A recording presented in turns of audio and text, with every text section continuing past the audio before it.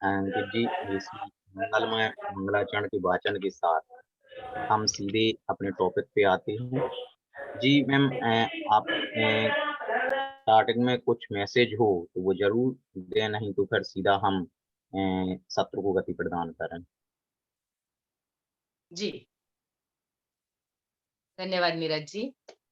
अ, हम लोग आज का सेशन आगे बढ़ाने से पहले हमने जो पिछली बार चर्चा की थी उसको एक बार देख लेते हैं, है ना? ये एक आदत हर टीचर की होनी चाहिए कि पिछली कक्षा में जो भी पढ़ा है उसको यदि आज हम एक बार रिवाइज कर दें, तो वो बच्चों को अच्छे से याद रहता है।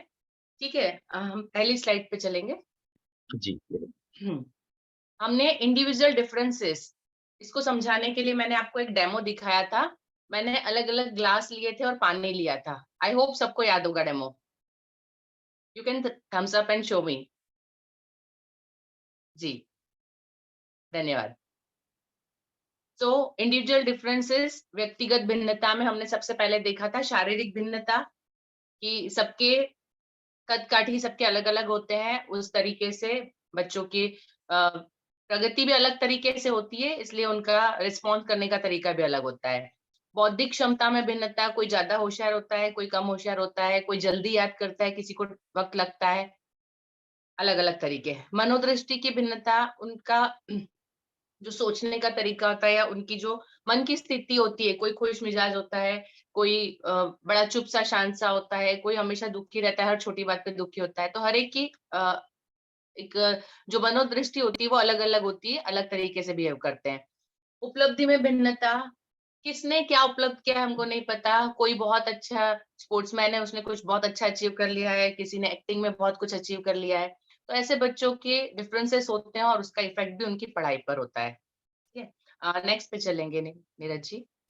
जी मोटर क्षमता में भिन्नता, मोटर क्षमता मैंने समझाया था जो फिजिकली किसी भी काम को करने की एबिलिटी होती है। तो हर एक की अलग-अलग होती है। हम देखते हैं कोई बच्चे, आप बोलोगे तो 4 सीढ़ियों से जंप करने में डरेंगे और कोई ऊपर से नीचे छलांग लगाने के लिए बहुत ईज़िली कूद जाते हैं। ऐसे ही झूले के ऊपर बैठना किसी को बहुत फास्ट अच्छा लगता है, तो so many differences are there. वैसे ही लिखने में, पेन पकड़ने में, जो मोटर क्षमता में उनकी भिन्नता आती है, उसको आज डिटेल में हम और पढ़ने वाले हैं। उसके बाद लिंग भेद मैंने बताया था, बॉयज़ और गर्ल्स के बीच में डिफरेंस। क्योंकि ये एक बेसिक डिफरेंस बिफोर बर्थ होता है, जन्म से पहले ही जब उनका मतलब उनका विकास होता है, भ्रूण में होते हैं उस स्थिति में, तभी से उन दोनों में बहुत फ़र्क होता है। और इसलिए हम यदि सोचे कि एक क्लास के लड़के और लड़कियाँ एक ही तरह से बिहेव करेंगे, तो वो गलत है, क्योंकि उनकी बेसिकली फिज़िकल, मेंटल दोनों में डिफरेंस होता है, ठीक है? उसके बाद आर्थिक स्थिति में भिन्नता, घर के जो आर्थिक हालात होते हैं, उसका असर बच्चों के व्यवहार पर, उनके पढ़ाई पर, हर चीज़ पे पड़ता है और इसको हम सब लोग बहुत अच्छे से महसूस करते हैं स्कूल में, ठीक है? उसके बाद रुचि में भिन्नता, किसी को क्या पसंद होता है, किसी को क्या पसंद, हर एक अपने-अपने तरीके से चीज़ें को देखते हैं। किसी को एक कोई विषय में ज़्यादा रुचि होती है, वो उस विषय में अच्छा करता है, दूसरे विषय में नहीं करता है। तो रुचि की भिन्नता के हिसाब से भी हर एक मतलब विषय के हिसाब से या उनकी पढ़ाई के मूड पे या उस पे फ़र्क पड़ता है। नीरज जी नेक्स्ट पे चलेंगे। उसके बाद हमने देखा था भावात्मक भिन्नता, जो इमोशनल डिफरेंसेस होते हैं बच्चों के। हर एक चीज़ को रिस्पॉन्ड करने का तरीका अलग होता है, हर बच्चा अलग तरीके से देखता है और इवन हर टाइम पे, हर अलग-अलग टाइम पे लोगों का रिस्पॉन्स अलग-अलग होता है। कभी किसी एक ही चीज़ को देख के हम लोगों के साथ भी होता है कि उसके पहले जो चीज़ हुई है उसका मूड होता है, उसका इम्पैक्ट भी उस पे आता है। तो जब बच्चे आते हैं स्कूल में तो उनके मनोभाव अलग-अलग होते हैं, तो वो भिन्नता उसको भी हमको क्लास में मैनेज करना होता है। देन व्यक्तित्व भिन्नता, पर्सनैलिटी, हर एक की पर्सनैलिटी अलग-अलग होती है।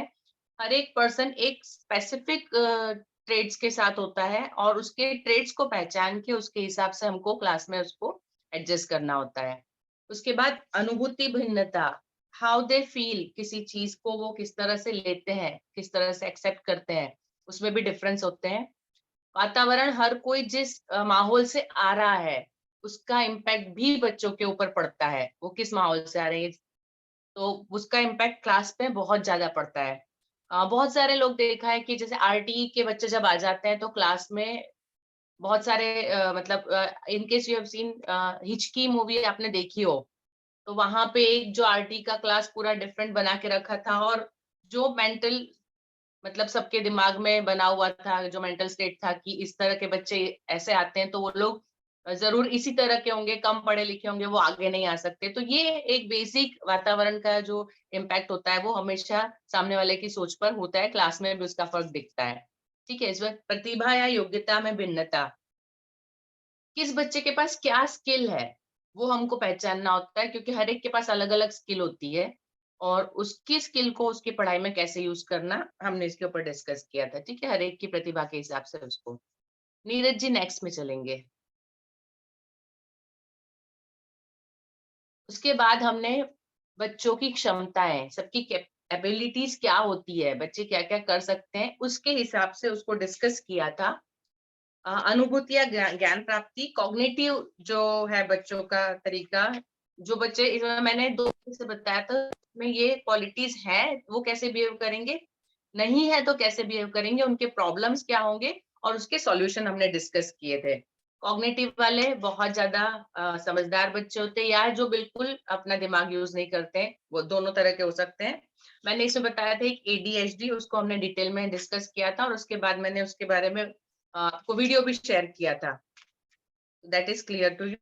उसके बाद है सामाजिक संपर्क, सोशल इंटरेक्शन, उन बच्चों के बारे में जो सोशली बहुत अच्छे से मिलते हैं उनका कैसा इम्पैक्ट होता है, और जो कम सोशल होते हैं, जल्दी से घुलते मिलते नहीं है, उनका कैसा इम्पैक्ट होता है, क्या प्रॉब्लम्स होती है और उसके सॉल्यूशन वो हमने डिस्कस किए थे।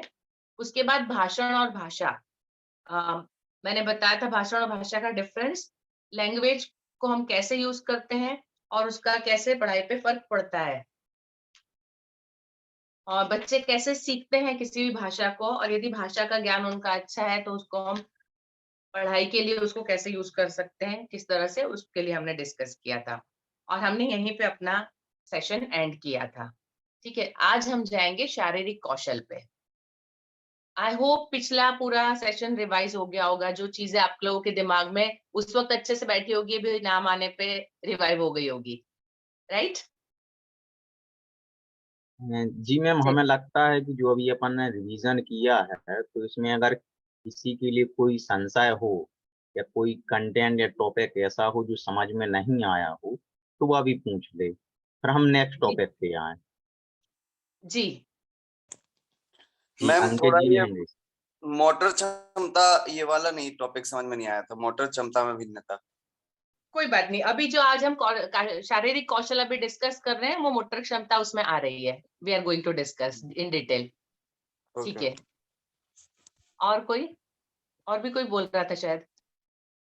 जी, और जिस किसी के लिए भी कोई भी संशय हो, कोई जिज्ञासा हो तो जरूर वो पूछें, तो मैम आगे के टॉपिक को गति प्रदान करेंगी।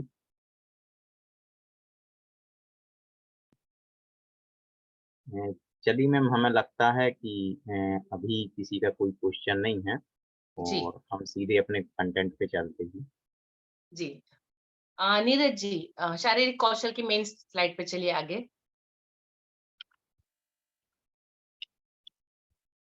उसके बाद है नीचे, नीचे आगे बढ़िए।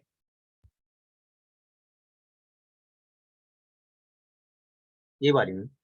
नहीं, और आगे, हम जहाँ थे उसके बाद 2 या 3 स्लाइड छोड़कर, जी बस। नेक्स्ट, इसके बाद, जी, इसके सामाजिक बाद, संपर्क। उसके बाद भाषण, इसके जी बाद जी। वाला दिस शारीरिक कौशल, थैंक यू। अब देख सकते हैं शारीरिक कौशल, इसमें 2 तरह का होता है। मोटर स्किल, फिजिकल स्किल जो होती है जिसको मोटर स्किल बोलते हैं, वो 2 तरह की होती है। एक होती है ग्रॉस मोटर स्किल, दूसरी होती है fine motor skill. Gross motor skill जिसमें बच्चे अपने लिम्स, मतलब दोनों हाथ, दोनों पैर और धड़, उसको प्रॉपरली उसको यूज करना है। इसमें चलना, दौड़ना, कूदना, बैलेंस बनाना, हाई जंप, मतलब जितने हम ग्राउंड पे स्पोर्ट्स खेलते हैं उसमें जो बच्चे परफॉर्म करते हैं वो अपनी ग्रॉस मोटर स्किल को यूज करके करते हैं।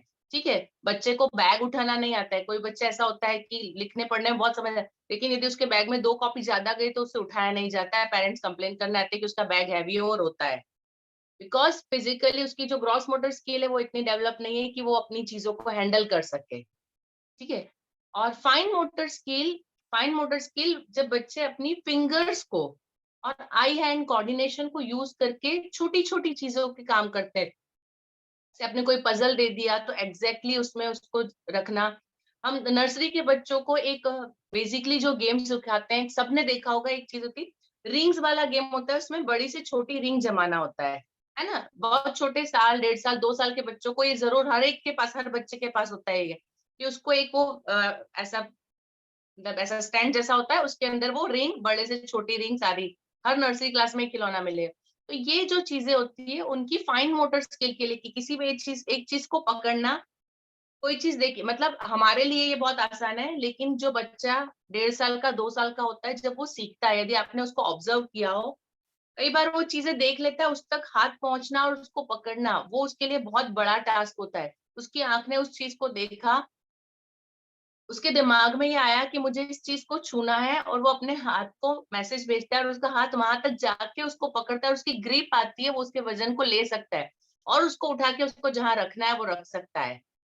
That is a long task and difficult task for एक जो बच्चा जो साल, 1.5 साल या 2 साल का है, उसके लिए मुश्किल काम है। ठीक है। यदि हम इस चीज को समझते हैं तो हम उनको बहुत कुछ सिखा सकते हैं। तो ये फाइन मोटर स्किल होती है जब छोटी छोटी चीजों को बच्चे अपने हाथ से खुद करते हैं। इसलिए नर्सरी के जो स्कूल होते हैं उसमें जो एक्टिविटीज होती है, उसमें इवन आपने देखा होगा कि कुछ डोरी के अंदर बीड्स डालना, में छोटा सा छेद होता है, उसके अंदर धागे को डालना, जूते की लेस बांधना, ये एक बहुत मुश्किल काम होता है उनके लिए। आपने देखा होगा कई बड़े लोगों को भी दे कैन नॉट टाई, उनको जूते की लेस बांधना नहीं आता है। तो ये क्योंकि उनकी फाइन मोटर स्किल शुरुआत से डेवलप नहीं हुई है ना। पर्टिकुलर तरीके से गठान लगाना है, यदि आप स्काउट गाइड में यदि आप रहे या एनसीसी वगैरह का आपको दिया है, तो स्पेशल तरीके से नॉट्स लगती है बहुत सारे, तो बहुत सारे लोगों को, इवन बड़े लोगों को भी वो स्पेसिफिक नॉट बांधने में प्रॉब्लम आती है, वो नहीं गैस कर पाते कि इधर से या उधर से उसको किस तरह से निकालना है। So these all are fine motor skill. ये जहाँ पे वो स्किल लैक करते हैं तो वो प्रॉब्लम आती है, और जो बहुत अच्छे से स्किल जिसकी डेवलप है प्रॉपरली, इनको डेवलप करने के लिए क्या करना चाहिए। क्रॉस मोटर स्किल के लिए बच्चों को मतलब जैसे एक लाइन बना दी और उसके बाद बोलना आपको सिर्फ इसी लाइन पे चलना है, इधर या उधर नहीं चलना है। जैसे आपने, हमने सबने शायद खेला होगा बचपन में, रेल की पटरी जहाँ दिखती है हम पटरी के ऊपर चलने की कोशिश करते हैं। वो हार्डली 3 या 4 इंच ऊंचा होता है, ज्यादा ऊंचा नहीं होता है, लेकिन फिर भी उसके ऊपर पैर बैलेंस करना और चलना। आई होप आप सबने कोशिश की होगी। यस और नो? यस। सो ये सारी जो चीजें हैं वो हमारी ग्रॉस मोटर स्किल को इम्प्रूव करती हैं। वैसे ही हम फाइन मोटर स्किल को घर के अंदर जो इम्प्रूव करते हैं, आपने देखा होगा दादी नानी वगैरह लोग होते हैं, वो जब छोटा बच्चा होता है पास में बैठा के उसको थोड़ा सा आटा हाथ में दे देते हैं खेलने के लिए, खेलने दो उसको, एक लोई बिगड़ेगी चले। तो ये उसकी फाइन मोटर स्किल के लिए होती है। बच्चों को मटर छिलवाना, मैं जब केजी सेक्शन की इंचार्ज थी, कंपलसरी जब ये मौसम आता है तो मटर एटलीस्ट मैं महीने में 1 या 2 बार तो कम से कम मटर स्कूल में लेकर आती थी, थाली में रख के बच्चों को देती थी। उनको छिलना जरूरी है, उसके बाद उनको खाना है, फेंकना है, खेलना है, उनकी मर्जी है। बट वो फिर एक हमारे यहाँ पे तुअर मिलती है हरी, आई डोंट नो आपके वहां पे आती है कि नहीं, हरी तुअर जो होती है, उसके दाने को निकालना थोड़ा सा मुश्किल काम होता है, टाइम टेकिंग होता है, तो एक वो जरूर मैं करती थी। दूसरा संतरा छिलवाना, संतरा छिलना, इवन आप बड़े बच्चों को भी बोलेंगे, मेरा बेटा भी करता है, आप छिल के दोगे तो खा लूंगा, मैं छिलूंगा नहीं। तो ये क्योंकि वो लोग मतलब इसको अवॉइड करते हैं, तो ये चीजें उनको सिखाना, तो ये एक्टिविटीज यदि आप करवाते हैं तो उनकी हैंड राइटिंग प्रॉपर होगी, वो ड्राइंग अच्छा कर पाएंगे, काफी सारी चीजों में वो परफेक्ट होंगे। ठीक है। तो these are gross motor and fine motor skill. अभी इसकी जो बेसिक क्वालिटीज होती है उसके जो नाम है, अभी उसमें या तो वो बच्चे होंगे स्ट्रांग या नहीं होंगे, बोथ कैन बी देयर।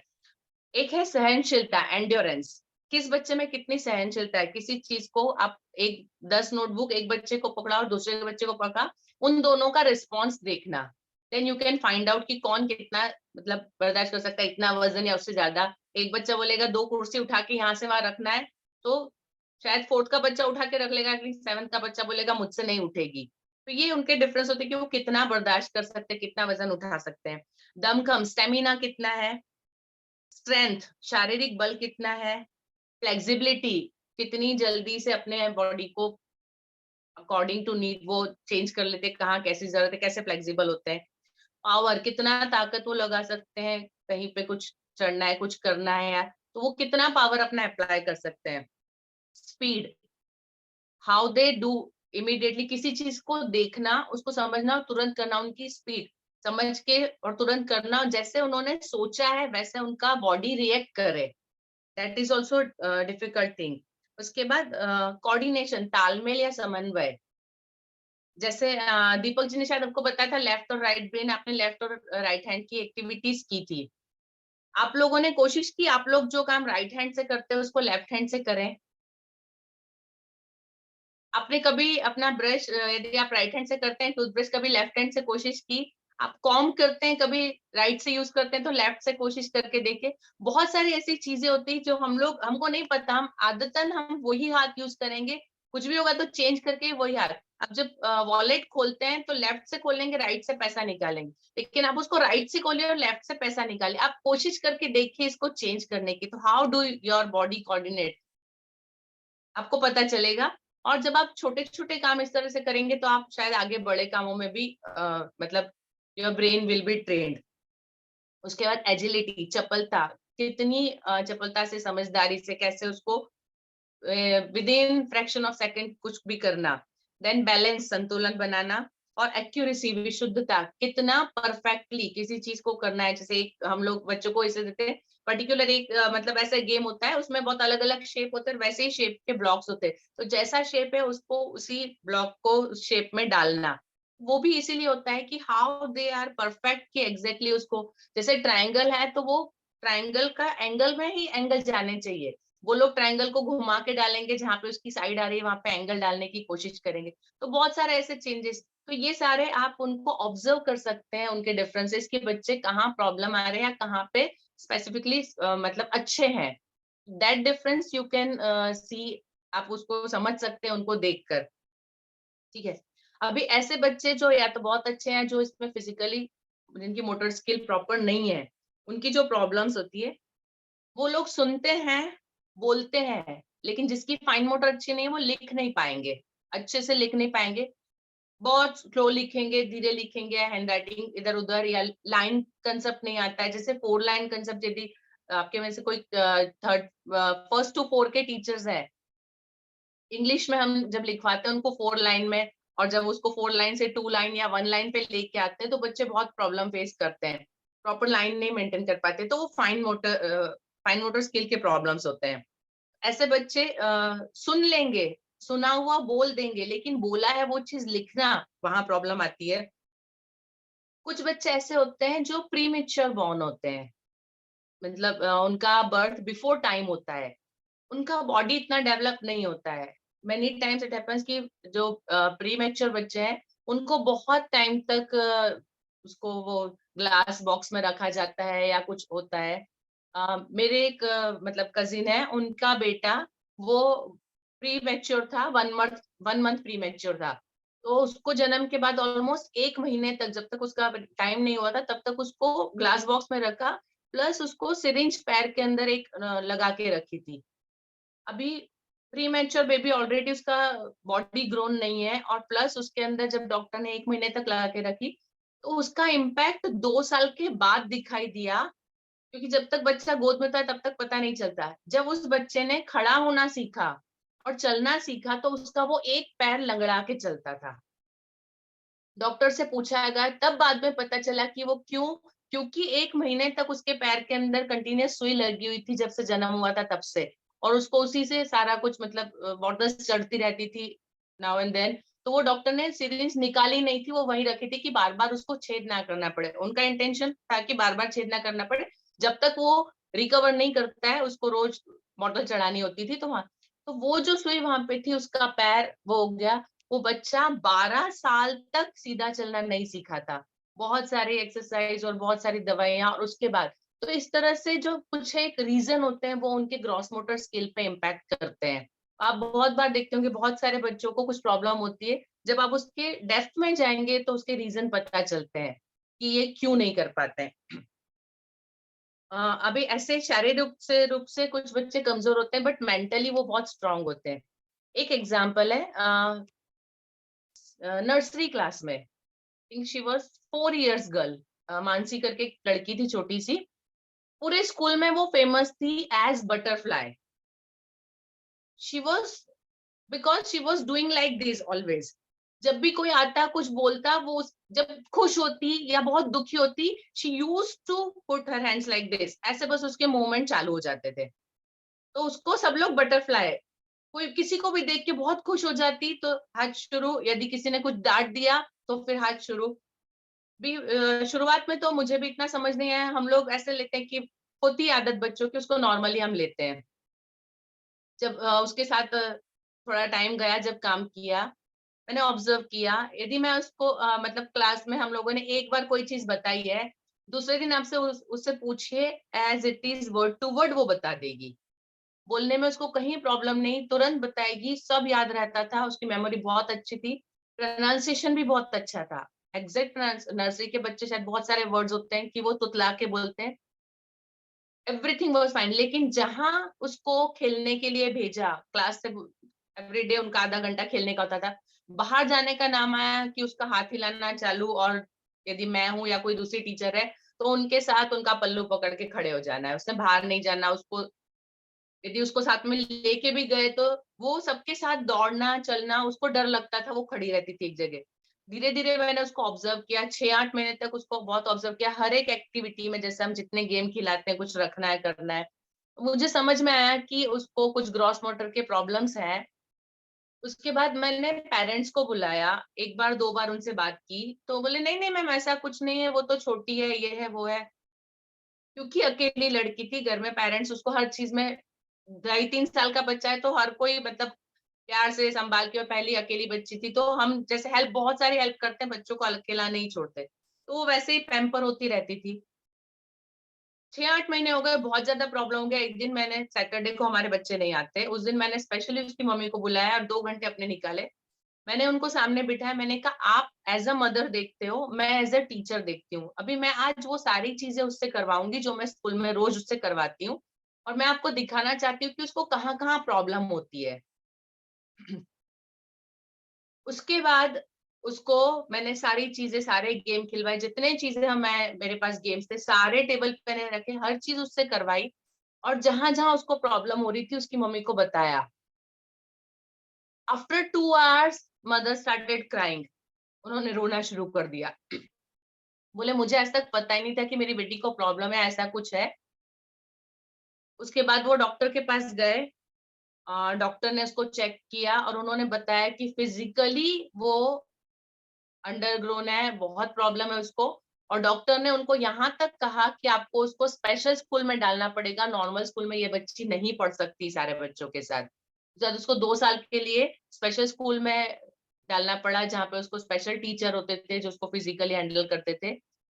2 साल के बाद फिर वो शायद सेकंड स्टैंडर्ड के बाद वापस स्कूल में आई, और तब भी थोड़ा बहुत इम्प्रूवमेंट हुआ था। तो इस तरह से जो प्रॉब्लम होती है, मतलब उसको पहचानना और बताना, क्योंकि मैं पहचान पाई और मैंने पेरेंट्स को बताया तो वो टाइम पे उसका इलाज करवा पाए। अदरवाइज उसका इलाज होना, देर हो जाती तो शायद इलाज मुश्किल हो जाता है, क्योंकि बच्चों का एक ग्रोथ पीरियड का टाइम निकल जाता है, उसके बाद बहुत सारी चीजें नहीं हो पाती है उनके साथ।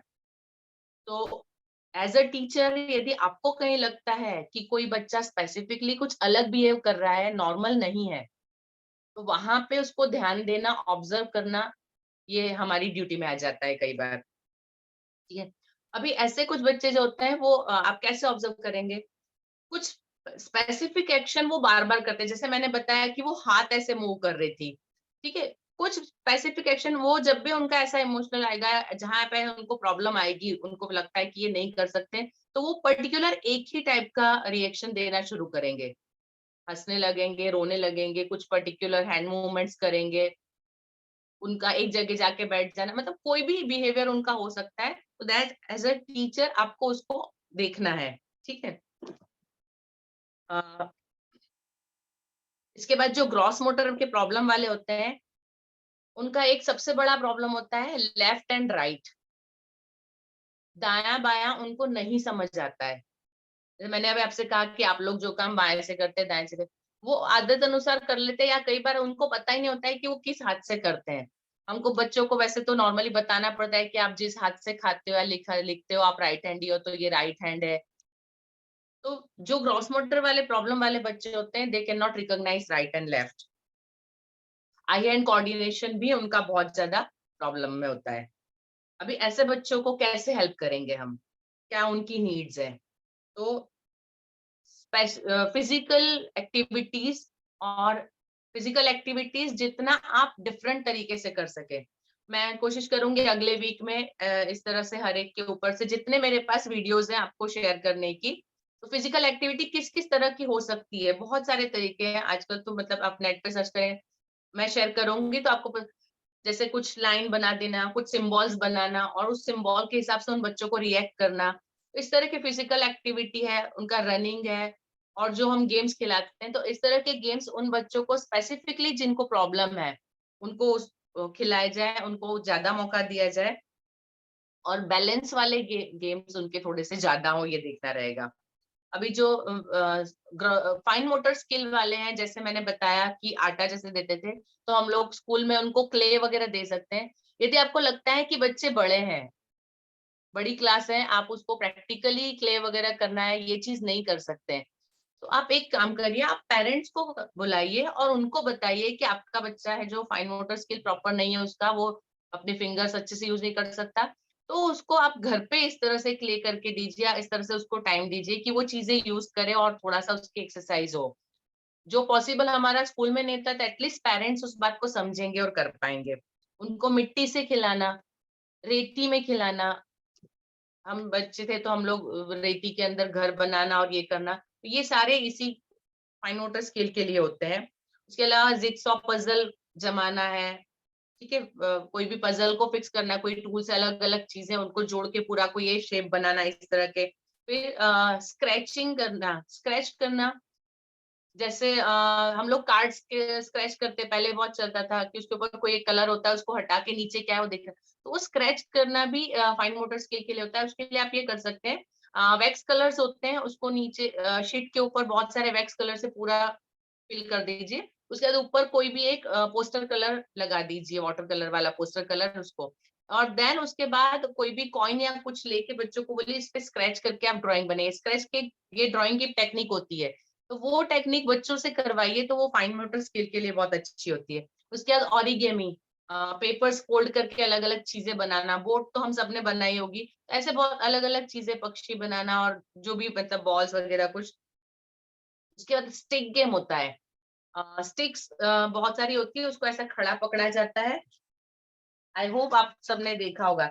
ऐसे बहुत सारी स्टिक्स होती है, उसको इस तरह से ऐसे पकड़ते हैं और फिर उसको छोड़ दिया जाता है। उसके बाद फिर एक एक स्टिक को निकालना होता है कि वो दूसरे को छुए ना, जब तक आपकी टच नहीं होती तब तक आप निकाल सकते हो, जितनी स्टिक आप ज्यादा निकालते हैं उतने नंबर्स होते हैं, आप विनर होते हैं। तो इस तरह के गेम्स आप स्कूल में नहीं कर सकते तो एटलीस्ट पेरेंट्स को बोलिए कि वो घर पे ला के दे, और बच्चा तो जब वो एक पर्टिकुलर स्टिक को पकड़ना, उस छोटे स्टिक को पकड़ना, कहीं ना छुए से निकालना, तो वो अपनी फाइन मोटर स्किल को इम्प्रूव करेंगे बच्चे। वैसे ही मार्बल गेम, कंचे खेलना, है ना, हम बहुत खेले हम लोगों ने, आजकल के बच्चों को तो पता ही नहीं है। कंचे होता है वो, लट्टू, तो ऐसी चीजें जो थी, हम हमारे जो पहले के गेम थे वो सारे इन सारी स्किल्स के हिसाब से थे। तो इस तरह के गेम्स बच्चों को खिलाना। उसके बाद कॉइन्स का गेम, कॉइन्स को जमाना और इधर उधर हम लोग रखते थे, 3 बड़े कॉइन और 2 छोटे कॉइन करके, फिर उसको जगह चेंज करना फिंगर से, ऐसे बहुत सारे गेम्स होते हैं। तो इस तरह के गेम्स, तो ये सारे गेम्स, इससे ये होता है जब ये सारी एक्टिविटीज बच्चे करते हैं, तो उनका कॉन्फिडेंस, सेल्फ कॉन्फिडेंस इंप्रूव होता है। जब गेम्स का एक बेसिक एम ही होता है, हम लोग भी इवन आज की तारीख में भी, अब तो मोबाइल आ गया सबके हाथ में, एक हम लोग मतलब बहुत टेंस हो गए हैं, बहुत है, तो हम लोग क्या करते हैं, मोस्टली सबके आदत होती है रात को सोने से पहले थोड़ी सी देर मोबाइल लेके गेम खेल लेते हैं, और उस गेम में जो हम जीतते हैं, तो जो खुशी होती है है ना, वो थोड़ा सा सेल्फ कॉन्फिडेंस इंप्रूव करती। तो हम इस तरह की सारी जब एक्टिविटीज थोड़े गेम्स करवाते हैं बच्चे, जब उसको जीतते हैं तो जो सेल्फ कॉन्फिडेंस इंप्रूव होता है वो उनकी पढ़ाई के लिए बहुत अच्छा होता है। ठीक है, so this is all about gross motor and fine motor. I hope अभी क्लियर है, अभी कोई डाउट नहीं? हाँ जी राहुल जी। मैम मेरा एक छोटा सा डाउट ये था, आपने जो अभी ग्रॉस मोटर और फाइन मोटर के कुछ एक्शन बताए हुए थे, तो मैंने भी ये पढ़ा हुआ था पहले से काफी थोड़ा बहुत इसके बारे में। तो मुझे एक डाउट था काफी इसमें बहुत पहले से कि जो हम मेडिटेशन करते हैं तो उसमें एक अनुलोम विलोम होता है मैम। हाँ जी, तो अनुलोम विलोम जो होता है वो कौन से एक्शन में आएगा, वो फिर उसको हम ग्रॉस मोटर में इंक्लूड करेंगे या फिर उसको फाइन मोटर में करेंगे? क्योंकि मैंने देखा है बहुत से बच्चे उसको प्रॉपर्ली कर भी नहीं पाते हैं और उसमें बॉडी मूवमेंट भी नहीं होता है। तो हम जी। उसे कहाँ इस चीज में कंसिडर करेंगे, उसको ग्रॉस मोटर में ये कंसिडर ग्रॉस मोटर में आएगा क्योंकि उनको अपने लिम्स ही यूज करने हैं, इनर बॉडी भी यूज करना है और लेफ्ट राइट दोनों का उनको नॉलेज होना चाहिए। वो इस तीनों चीज को कोऑर्डिनेट नहीं कर पाते हैं। ब्रीद इन ब्रीद आउट साथ में करना, उसके साथ में लेफ्ट और राइट को करना है कि वो लेफ्ट उनको बंद करना है, राइट खोलना है, राइट बंद करना है, लेफ्ट खोलना है। ये ग्रॉस मोटर में आएगा। मोटर में आएगा। Okay, thank you ma'am. जी ठीक है, अभी हम आगे चलते हैं। नेक्स्ट है संवेदी जागरूकता या सेंसरी अवेयरनेस। हमको सबको पता है हमारे 5 सेंसेस है और हम सारी दुनिया को अपने उस 5 सेंसेस से ही देखते हैं, उसी से हम उसको अडॉप्ट करते हैं, सारी चीज उसी से सीखते हैं। ठीक है, तो ये जो सेंसरी अवेयरनेस है, एक टाइम ऐसा आता है कि हम लोग लिटरली रोबोटिक हो गए हैं। इवन हम लोग आजकल रोबोटिक हो गए। जैसे मैं अपनी बात करूं, मैं बहुत अच्छी ड्राइंग पेंटिंग करती हूँ लेकिन सालों हो गए मैंने छोड़ दिया है। लॉकडाउन में थोड़ा सा टाइम मिला तो मैंने किया था, तब मेरा बेटा विश्वास नहीं कर रहा था कि आप इतना अच्छा कर सकते हो। तो हम अपनी जो चीजें, क्योंकि हम इतना ज्यादा बिजी हो जाते हैं कि हम अपने सेंसेस की जो हमको सूदिंग करता है हम उसको छोड़ देते हैं। तो we have to find out कि बच्चे जिसमें बहुत अच्छे हैं वो अपने सेंसेस को किस तरह से यूज करते हैं। क्योंकि वो उनकी शुरुआत है, उन्होंने अभी अपने सेंसेस को पूरी तरह यूज करना नहीं सीखा है। उनके सेंसेस को जागरूक करने के लिए यदि हम उसको जितना मतलब डेवलप करने में हेल्प करेंगे उतना उनके लिए अच्छा होगा। अभी कैसे पहचान होती है, जैसे पर्टिकुलर आवाज या कोई पर्टिकुलर स्मेल है, कोई पर्टिकुलर कलर, हम सबका एक नॉर्मल होता है। कोई एक कलर हमको दिखता है, हमको पसंद है तो बड़ा अच्छा लगता है, और यदि आपका नापसंद कलर की कोई चीज सामने आ जाती है तो आपको आप नजर फेर लेते हैं, ये नॉर्मल है।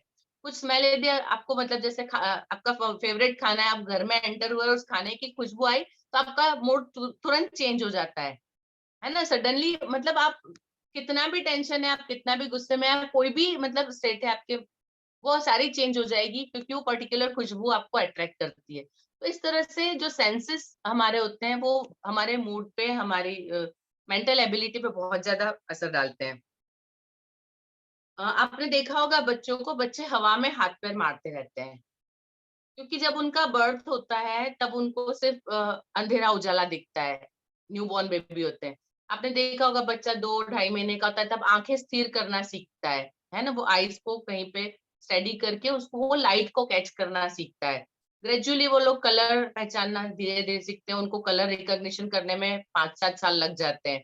आप यदि मतलब 3 साल के बच्चे को देखेंगे तो बेसिकली 2 या 3 ही कलर की पहचान होती है, ज्यादा कलर नहीं पहचानती क्योंकि उनकी आंखें रिकॉग्नाइज ही नहीं कर सकती है। तो वो लोग कलर को, आवाज को, टेम्परेचर को धीरे धीरे सीखते हैं। तो वो लोग हवा में जब हाथ पैर मारते हैं मतलब वो आसपास कोशिश करते हैं जो चीजें उसको महसूस करने की, वो सीखना शुरू करते हैं।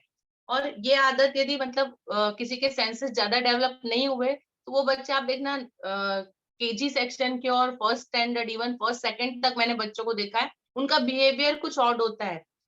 पंखा बंद हो गया, गर्मी का टाइम है, तो कुछ बच्चे ऐसे होंगे रेस्टलेस हो जाएंगे, उनसे बर्दाश्त ही नहीं होगा। कुछ है वो पसीना भी निकल रहा है तो शांति से बैठ सकते हैं क्योंकि वो अपने सेंसेस को कंट्रोल कर सकते हैं, उसके साथ में एडजस्ट कर सकते हैं। हाँ, कई बार ऐसा होता है कि आप क्लास में पढ़ा रहे हैं, क्लास के आसपास कहीं पे किसी का फोन बजाया, कोई म्यूजिक बजाया, कुछ हुआ, तो आप एक बार नजर करना, ऑब्जर्व करना कि कितने बच्चों का ध्यान उस तरफ जाता है। सारे बच्चे उससे डिस्टर्ब नहीं होंगे, कुछ बच्चे जो पूरी तरह पढ़ने में इन्वॉल्व है, जो कॉन्सेंट्रेट कर सकते हैं, वो शायद आपकी तरफ ध्यान देंगे, लेकिन जिनके सेंसेस ज्यादा काम करते हैं उनको तुरंत सुनाई देगा। कई बार ऐसा होता है जैसे हम पढ़ाने में बिजी होते हैं तो हमने बेल नहीं सुनी, कब बजे हमको नहीं पता चलता, बिकॉज वी आर बिजी, हमारे सेंसेस सारे एक ही तरफ काम कर रहे होते हैं हमारा ध्यान में, लेकिन बच्चे सुन लेते हैं। ये तो सबके साथ होता होगा मोस्टली। तो क्योंकि उनके सेंसेस उसको काम करते हैं, उसको ग्रास्प कर रहे हैं, तो हर एक का अलग तरीका होता है। या तो वो सुन सकता है, या मतलब किसी स्मेल के पर्टिकुलर ज्यादा ध्यान दे सकता है, कहीं लाइट ज्यादा हो गई या कहीं अंधेरा हो गया, बच्चे अंधेरे में जाने से डरते हैं, है ना, क्योंकि वो उसको उनको नहीं एक्सेप्ट कर पाते हैं उस अंधेरे को। सो इनकी परेशानियां ये होती है बच्चों की, वो ज्यादा अंधेरा या ज्यादा उजाला। जैसे ऑटिज्म वाले बच्चे होते हैं, उनको लाइट में बिठा दो आप तो दिन में बाहर निकलना उनको पसंद नहीं आ रहा है, कमरे में लाइट चालू करो, दे विल नॉट लाइक, पर्दे बंद करके बैठना उनको अच्छा लगता है। टेम्परेचर चेंज से प्रॉब्लम होती है, कुछ भी चीजें पकड़ने में परेशान क्योंकि उसका टच नहीं पसंद है उनको। बहुत सारे देखा होगा, बट बच्चे जिद करते ये शर्ट नहीं पहनना है, ये टी शर्ट नहीं पहनना है, ये स्वेटर नहीं पहनना है। क्यों? क्योंकि उनको उसका टच नहीं पसंद आता है, उनके सेंसेस जो है वो उसको एक्सेप्ट नहीं कर पाते हैं। हम लोग उसको ऐसे लेते हैं, ये आपके नाटक के बच्चों को मम्मी चिल्ला देती है, ये क्या है, इतना महंगा खरीदा, एक भी बार नहीं पहना, ये होता है ना। इवन हम लोग खुद भी, बड़े लोग, कई बार ऐसा होता है कुछ चीजें मतलब टेस्ट नहीं पसंद आता है तो वी डोंट यूज इट।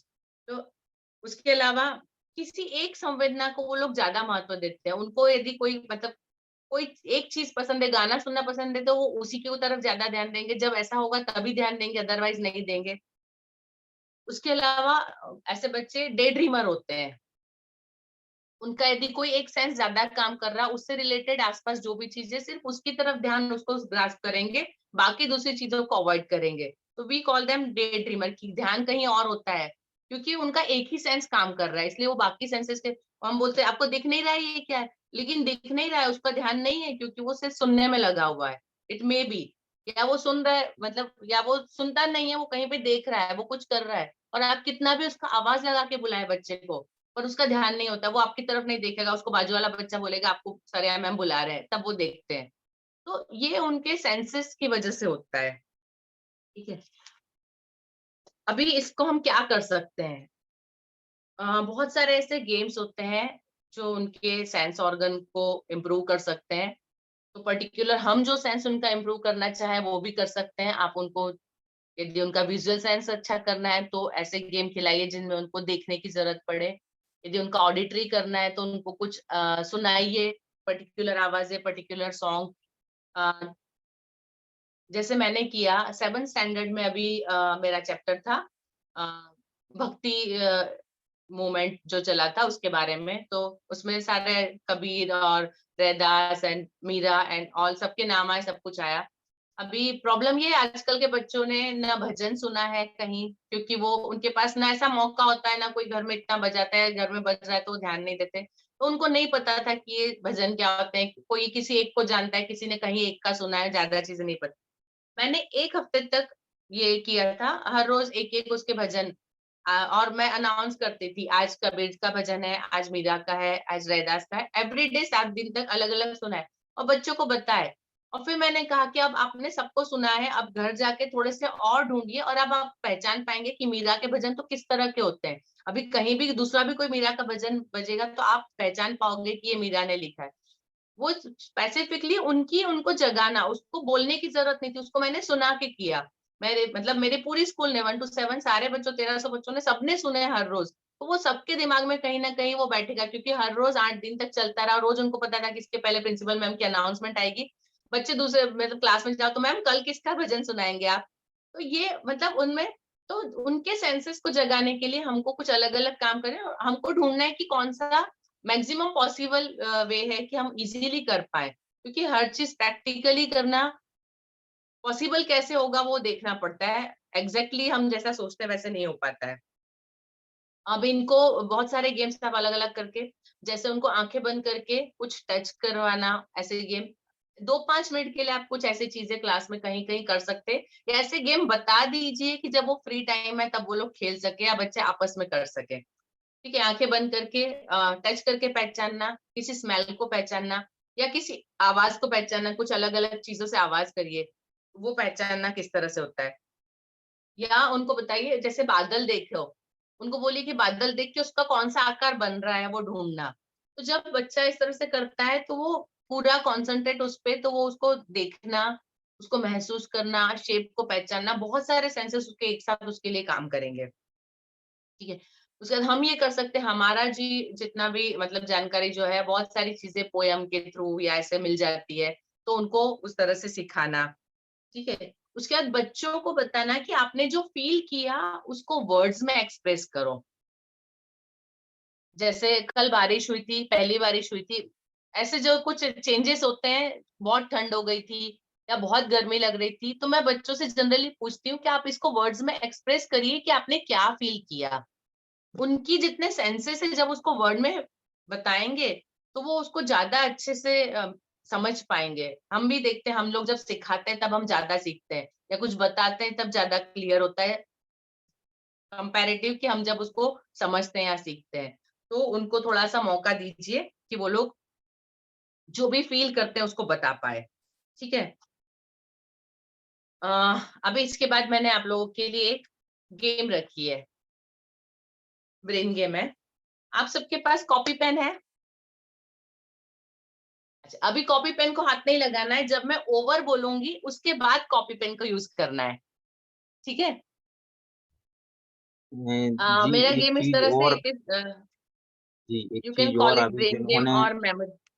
जी। जी एक चीज और अभी जिन्होंने अपने वीडियो को ऑफ करके रखा है, प्लीज अपने वीडियो को जरूर से ऑन करें, ताकि आपसे फेस टू फेस संवाद मैम स्थापित कर सकें। तो खुशी जी, खुशी शर्मा जी, छाया रघुवंशी जी, नेहा सक्सेना जी, अनामिका जैन जी, नेहा शर्मा जी, आप जरूर अपने वीडियो को जरूर से ऑन करें। जी मैम कंटिन्यू। जी। अभी जो मेरा गेम है, प्लीज सब लोग पेन नीचे रख दीजिएगा, अभी हाथ मत लगाइएगा। मैं लाइक मेमोरी गेम है, मैं कुछ चीजें बोलूंगी, कुछ बताऊंगी, कुछ करती हूँ। आप सिर्फ ऑब्जर्व करते जाइए, कोशिश करते जाइए, रिमेम्बर जो भी चीजें बता रही हूँ आपको नाम याद रखने हैं। और उसके बाद कोशिश करिएगा जितना आप लाइन से लिख पाए। मैंने 5 ग्रुप बनाए हैं, 5 ग्रुप में मैं आपको चीजें बताऊंगी। अब वो ग्रुप किस तरह से बनाए वो मैं आपको बाद में डिस्कस करूंगी, उसका रीजन की किस तरह से है। अभी आप कितना ऑब्जर्व कर सकते हैं कि मेरा ग्रुपिज्म जो किस तरह से मैंने किया है, और आप उसको कितना याद रख पाते हैं। ठीक है, this is test for yourself. ठीक है। फर्स्ट ग्रुप, इसमें मैं सिर्फ आपको बता रही हूँ, soup, eraser, pizza cutter. Second group, I want to show you,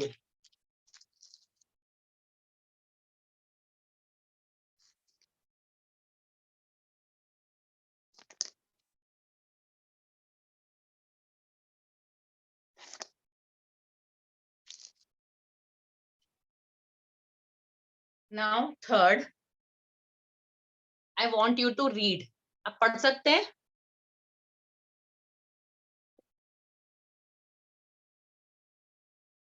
पढ़ जी लिया? Coffee spoon pen. बोलना नहीं है। ठीक है।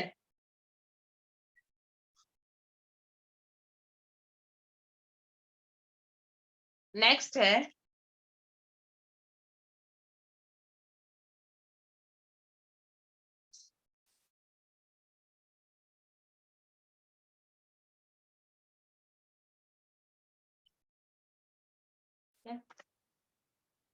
And the last one is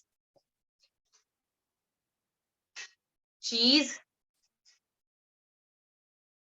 मथनी, ठीक है, beater and scale, ruler. Your time starts now. अब आप लिख सकते हैं, 15 चीजें मैंने आपको बताई, कितनी याद है आपको?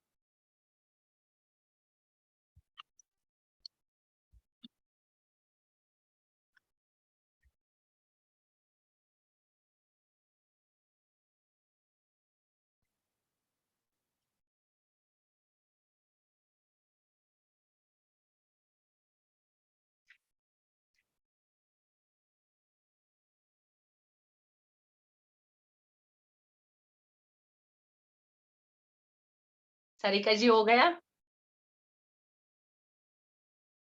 जी? कितने लिख पाए आप? मैम 10। ओके,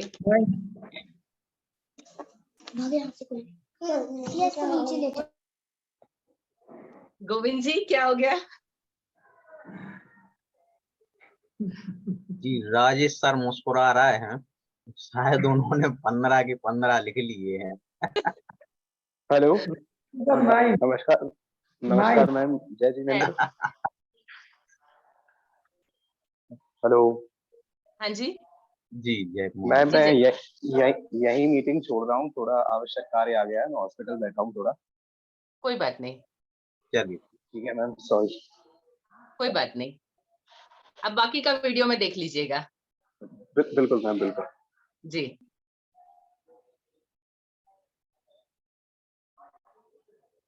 हो गया आप लोगों का?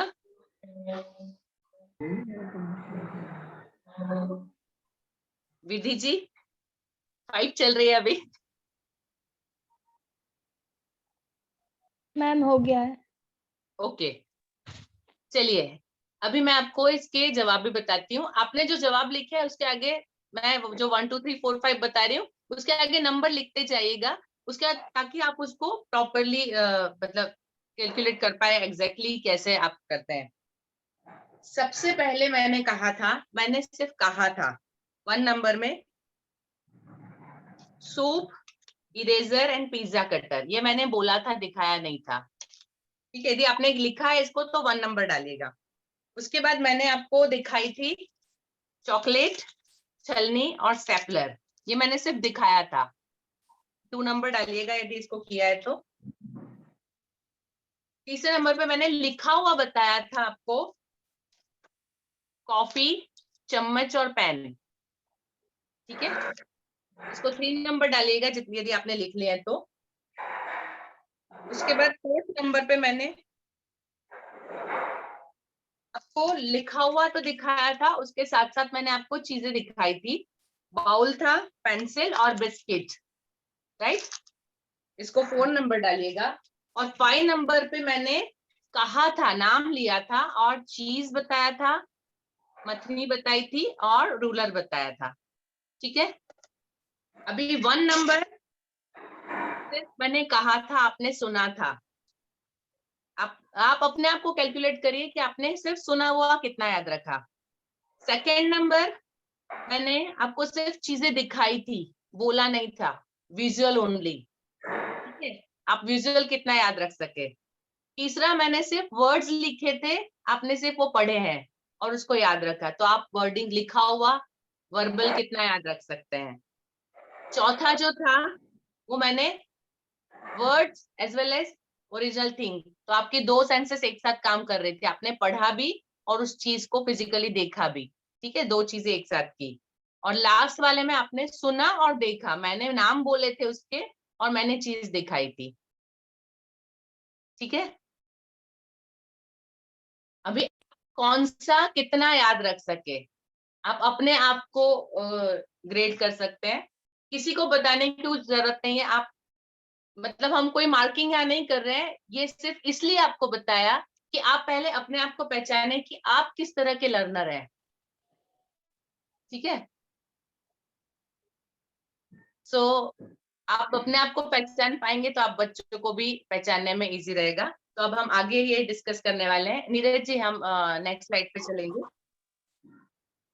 जी बच्चों की सीखने की शैलियां क्या होती है, बच्चे कैसे कैसे सीखते हैं। ठीक है, सबसे पहला है विजुअल। 4 तरीके होते हैं। कुछ बच्चे हैं जो देखकर सीखते हैं, चीजें जो उन्होंने देखी। जो बच्चे विजुअल लर्नर हैं, आपने में से भी जिन्होंने देखी हुई चीज सारी याद रखी, तो यू आर विजुअल लर्नर। ठीक है, तो उन चीजों बच्चों को सिखाने के लिए हमको कुछ डेमोन्स्ट्रेशन, कुछ चीजें ऐसे दिखानी चाहिए जो चीजें ला के दिखा सकते हैं, पिक्चर दिखा सकते हैं। स्लाइड नेक्स्ट होगी हमारी, नेक्स्ट टू नेक्स्ट होगी। उनको, उन बच्चों को थोड़ा सा डूडलिंग अच्छा लगेगा, मतलब जब हम सिखा रहे हैं तो उस चीज को ड्रॉ करना बोर्ड पे, हम जो चीज बोल रहे हैं उसी को ड्रॉ करके बताना, तो वो बच्चों को ज्यादा हेल्प करेगा।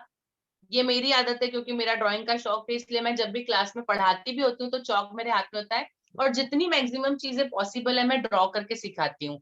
जैसे मैंने टाइप्स ऑफ टेम्पल सिखाया कि किस किस तरह के मंदिर होते हैं, नॉर्थ इंडिया के कैसे होते हैं, साउथ इंडिया के कैसे होते हैं, स्तूप कैसा होता है, तो मैं हर चीज को बोर्ड पे ड्रॉ कर देती हूँ कि एग्जैक्ट ऐसा शेप, तो बच्चे कब उसको हमेशा दिमाग में रखते हैं।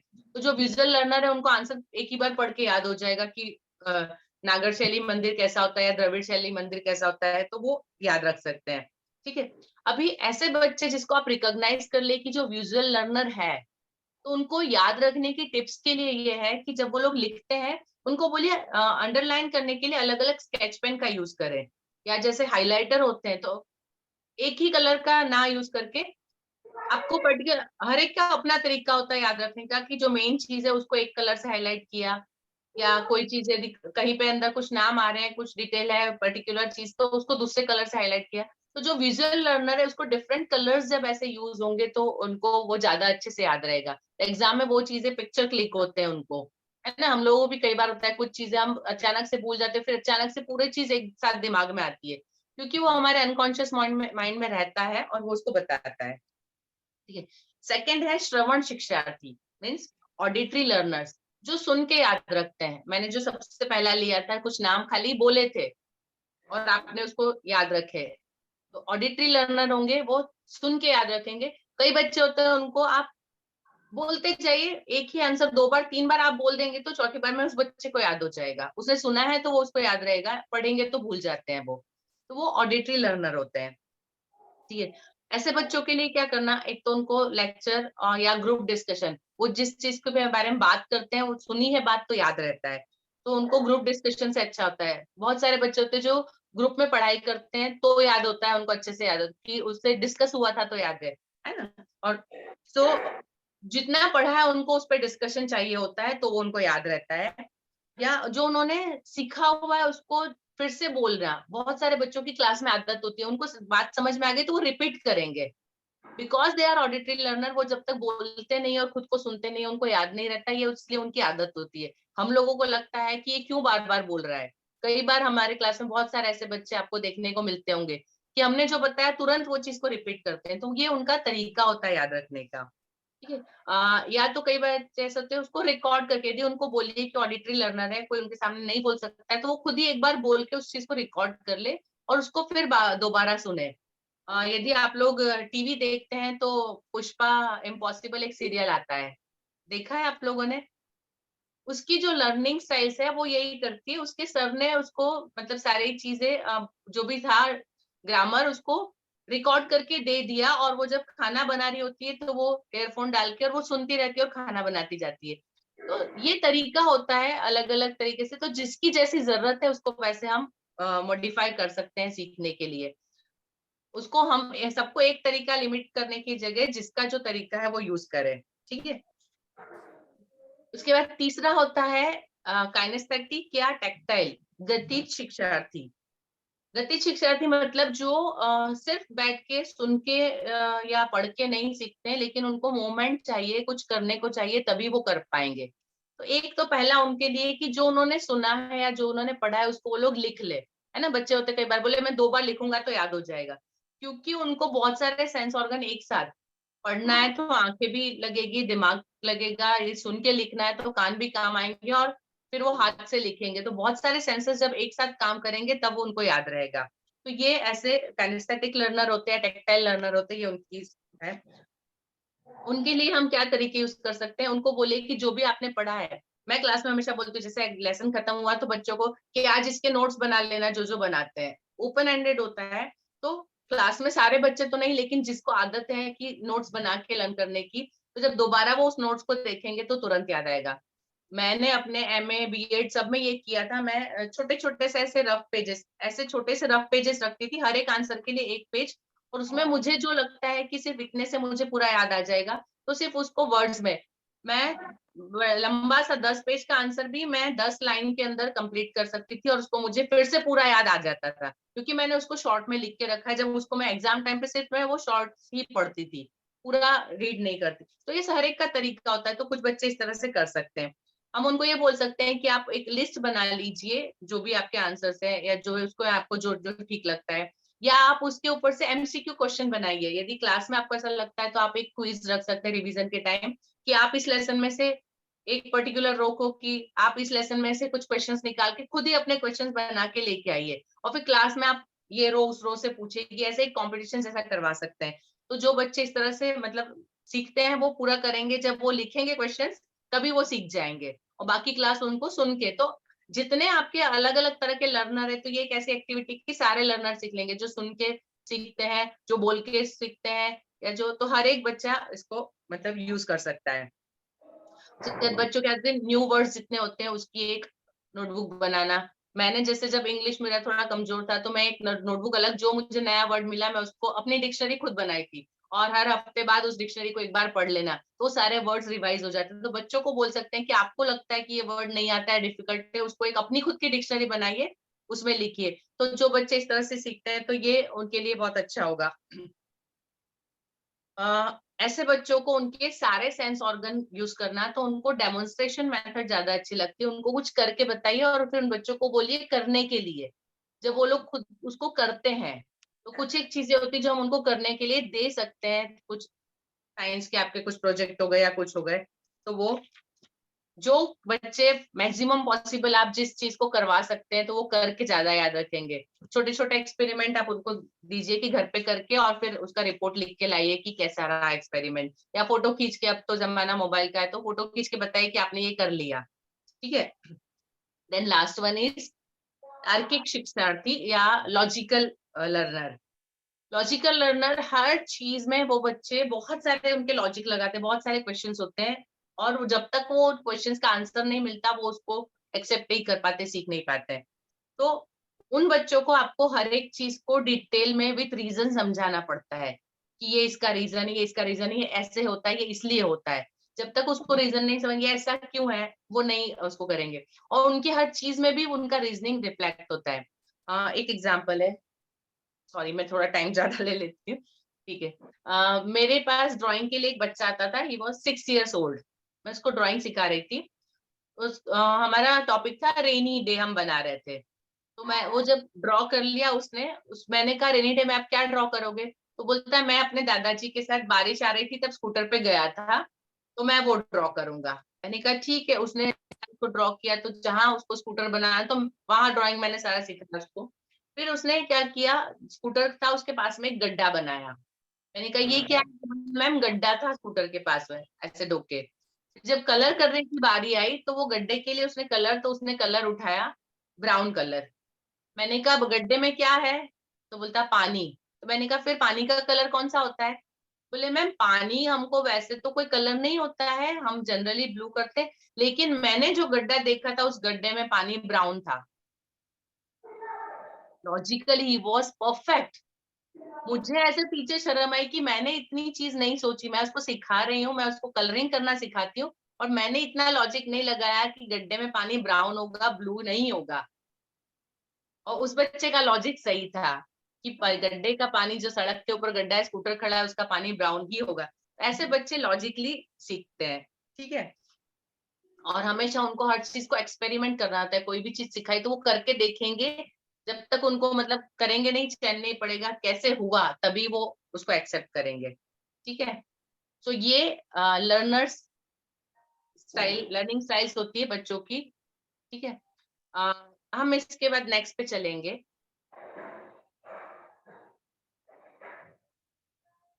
ये विजुअल हो गया। नेक्स्ट ऑडिटरी, सुन के सीखते हैं।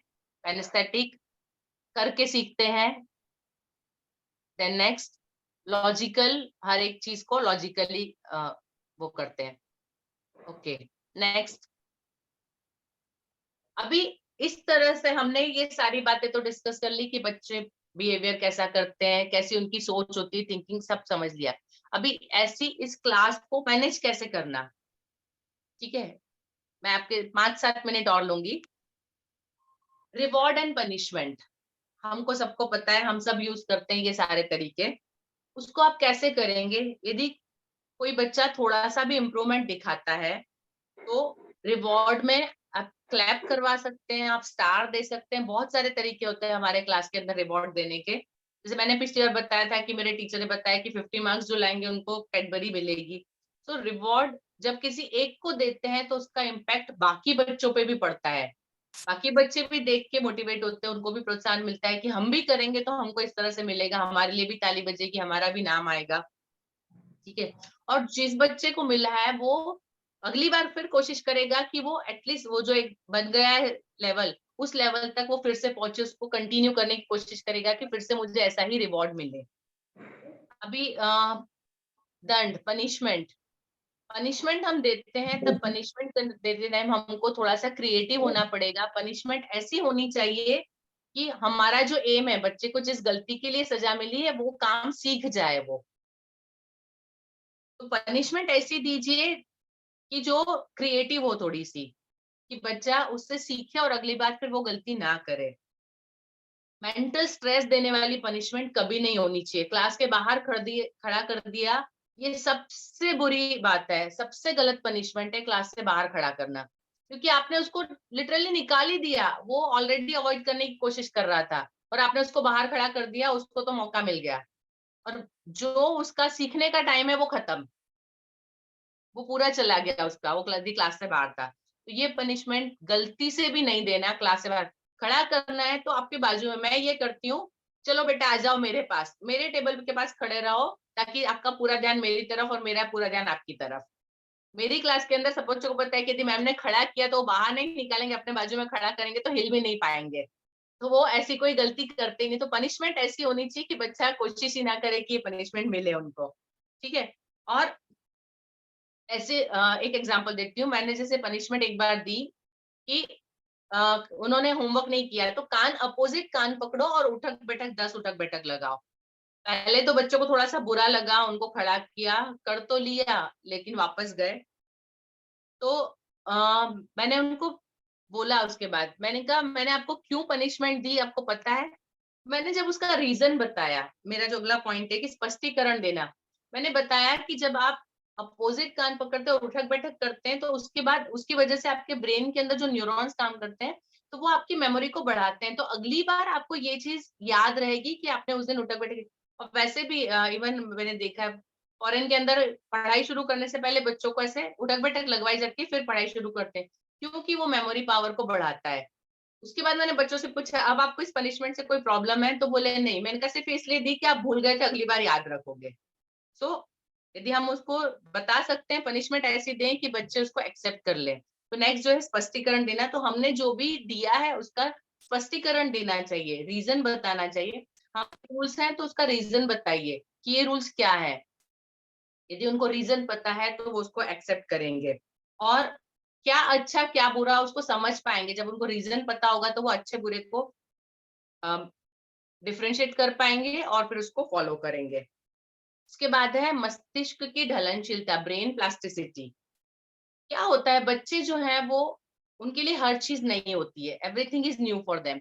और हर एक नई चीज के लिए उनके ब्रेन में एक नया न्यूरॉन बनता है। हमारा जो ब्रेन का काम करने का तरीका होता है ना, एक पर्टिकुलर चीज के लिए एक न्यूरॉन बन गया तो जब अगली बार वो चीज आती है तो वो सेम न्यूरॉन फिर से एक्टिवेट होता है ना। हमको भी बहुत एक पर्टिकुलर स्मेल, कहीं एक जगह पे गए थे और वहां की वो स्मेल थी, दोबारा आप उस जगह पे जाते हैं, कहीं किसी और जगह पे वो स्मेल आती है तो वो चीज याद आती है। ये होता है सबके साथ, है ना। तो ये एक हमारा जो न्यूरॉन ब्रेन में बन गया है वो उसको रिएक्ट करता है। तो बच्चे जो है वो बहुत सारा एक्सप्लोर करते हैं, बहुत सारी चीजें नई सीखते हैं, तो उन नई चीजों के साथ उनके ब्रेन में कुछ न्यूरॉन्स बनते हैं तो जो फ्यूचर में उसको इम्पैक्ट करेंगे। तो जब आप कोई चीज बताते हैं, कोई चीज करते हैं, आप उनको पनिशमेंट देते हैं, आप उनको प्रेज करते हैं, आप उनको कुछ नया सिखाते हैं, तो वो न्यूरॉन, तो आपको ये ध्यान रखना है कि कोई भी ऐसी चीज ना हो, नेगेटिविटी ना जाए, क्योंकि उनका ब्रेन जो है वो बहुत अ, मतलब ग्रास्प करता है, उसको याद रखता है। तो ऐसी कोई चीज ना हो कि जो उनके फ्यूचर में उनको बुरी लगे। तो किसी भी चीज को कैसे हल्का बनाना, कैसे एक्सेप्टेबल बनाना, वो आपको देखना है। उसके बाद लास्ट है मनोवैज्ञानिक समस्याओं को समझना। क्या क्या प्रॉब्लम होती है हम पिछली बार भी बहुत सारा डिस्कस कर चुके हैं, पूरे हफ्ते में भी हमने बहुत सारा डिस्कस किया। अभी आप सब लोगों को पता है कि कौन सी चीज, कौन सा मतलब उनका बिहेवियर होता है तो क्या प्रॉब्लम हो सकता है, उनको कैसे रिकॉग्नाइज करेंगे। तो एक तो उनका एकेडमिक परफॉर्मेंस है वो कम होता है, बहुत ज्यादा अकेले रहने लगते हैं, फ्रेंड्स नहीं बनाते हैं, चुप चुप रहते हैं, या सडनली छोटी सी चीज पे बहुत बुरी तरह रिएक्ट करते हैं, बहुत लाउड रिएक्ट करते हैं, उनको गुस्सा आ जाता है बहुत सारा ज्यादा ज्यादा, या बहुत बोल देते हैं, किसी ने बच्चे ने कुछ किया तो बहुत ज्यादा इम्पैक्ट। तो ये सारे सिम्टम होते हैं कि वो किसी न किसी साइकोलॉजिकल प्रॉब्लम से चल रहे हैं।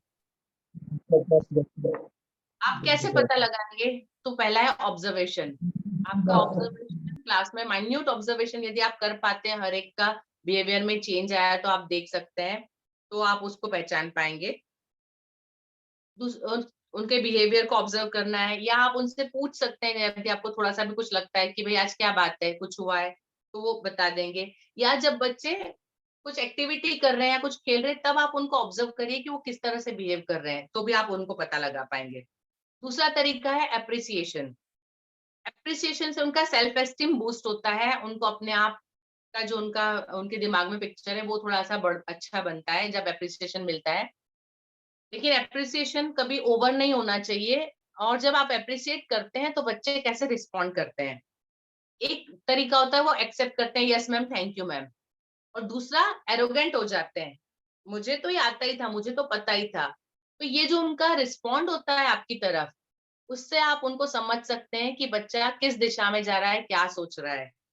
ठीक है, तो दोनों रिस्पॉन्ड में आप जब उसको जज कर पाएंगे तो आप उसको प्रॉपरली हेल्प कर सकते हैं कि इसको कहाँ क्या जरूरत है।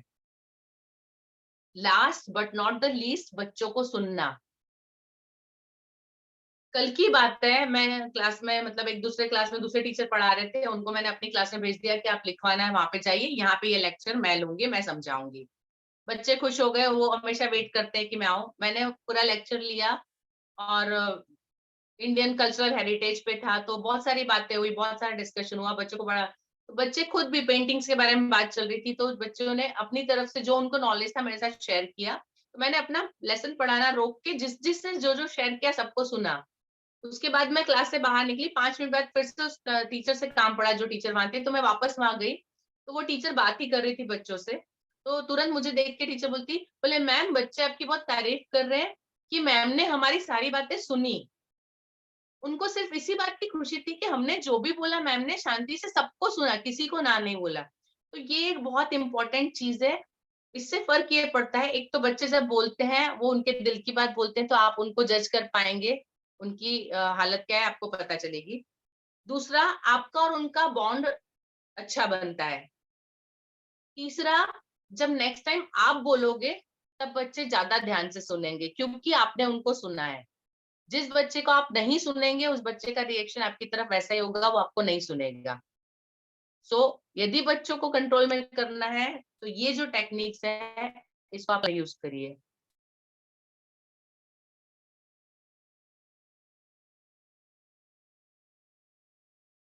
सॉरी, शायद नेट इशू था। ठीक है, सो ये मेरी तरफ से। अभी आपकी तरफ से मैं जो चाहती हूँ, आप सब लोग बोलेंगे, मैं कुछ क्वेश्चंस आपको दे देती हूँ ताकि आपको भी पता हो कि आपको क्या बोलना है। एक तो आपने क्या नया सीखा, आप अपनी क्लास में या किसी उससे किससे रिलेट कर पाए आप इसको। आप, जहां हम बच्चे की बात कर रहे हैं, कई बार ऐसा होता है कि हम अपने आप को भी उसमें रख के देख लेते हैं कि जब आपके साथ ऐसा हुआ था तो हम उसको खुद को भी पास में जाके रिलेट कर लेते हैं। तो यदि आप कहीं पे ऐसा कर पाए हैं, और यदि इसके अलावा आपको कहीं पे और कोई प्रॉब्लम लगती है तो आप वो मुझसे डिस्कस कर सकते हैं। ठीक है, नीरज जी आपकी हेल्प चाहिए, प्लीज आप एक के बाद एक सबको बुलाएंगे।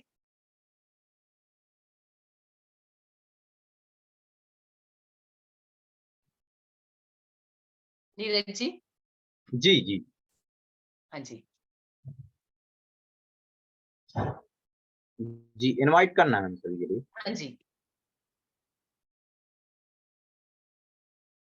चलिए मैं सबसे पहले यहाँ पे खुद व्यू करता हूँ। जी, आंशी और नीरज आशी, जी हैंड करके रखा है।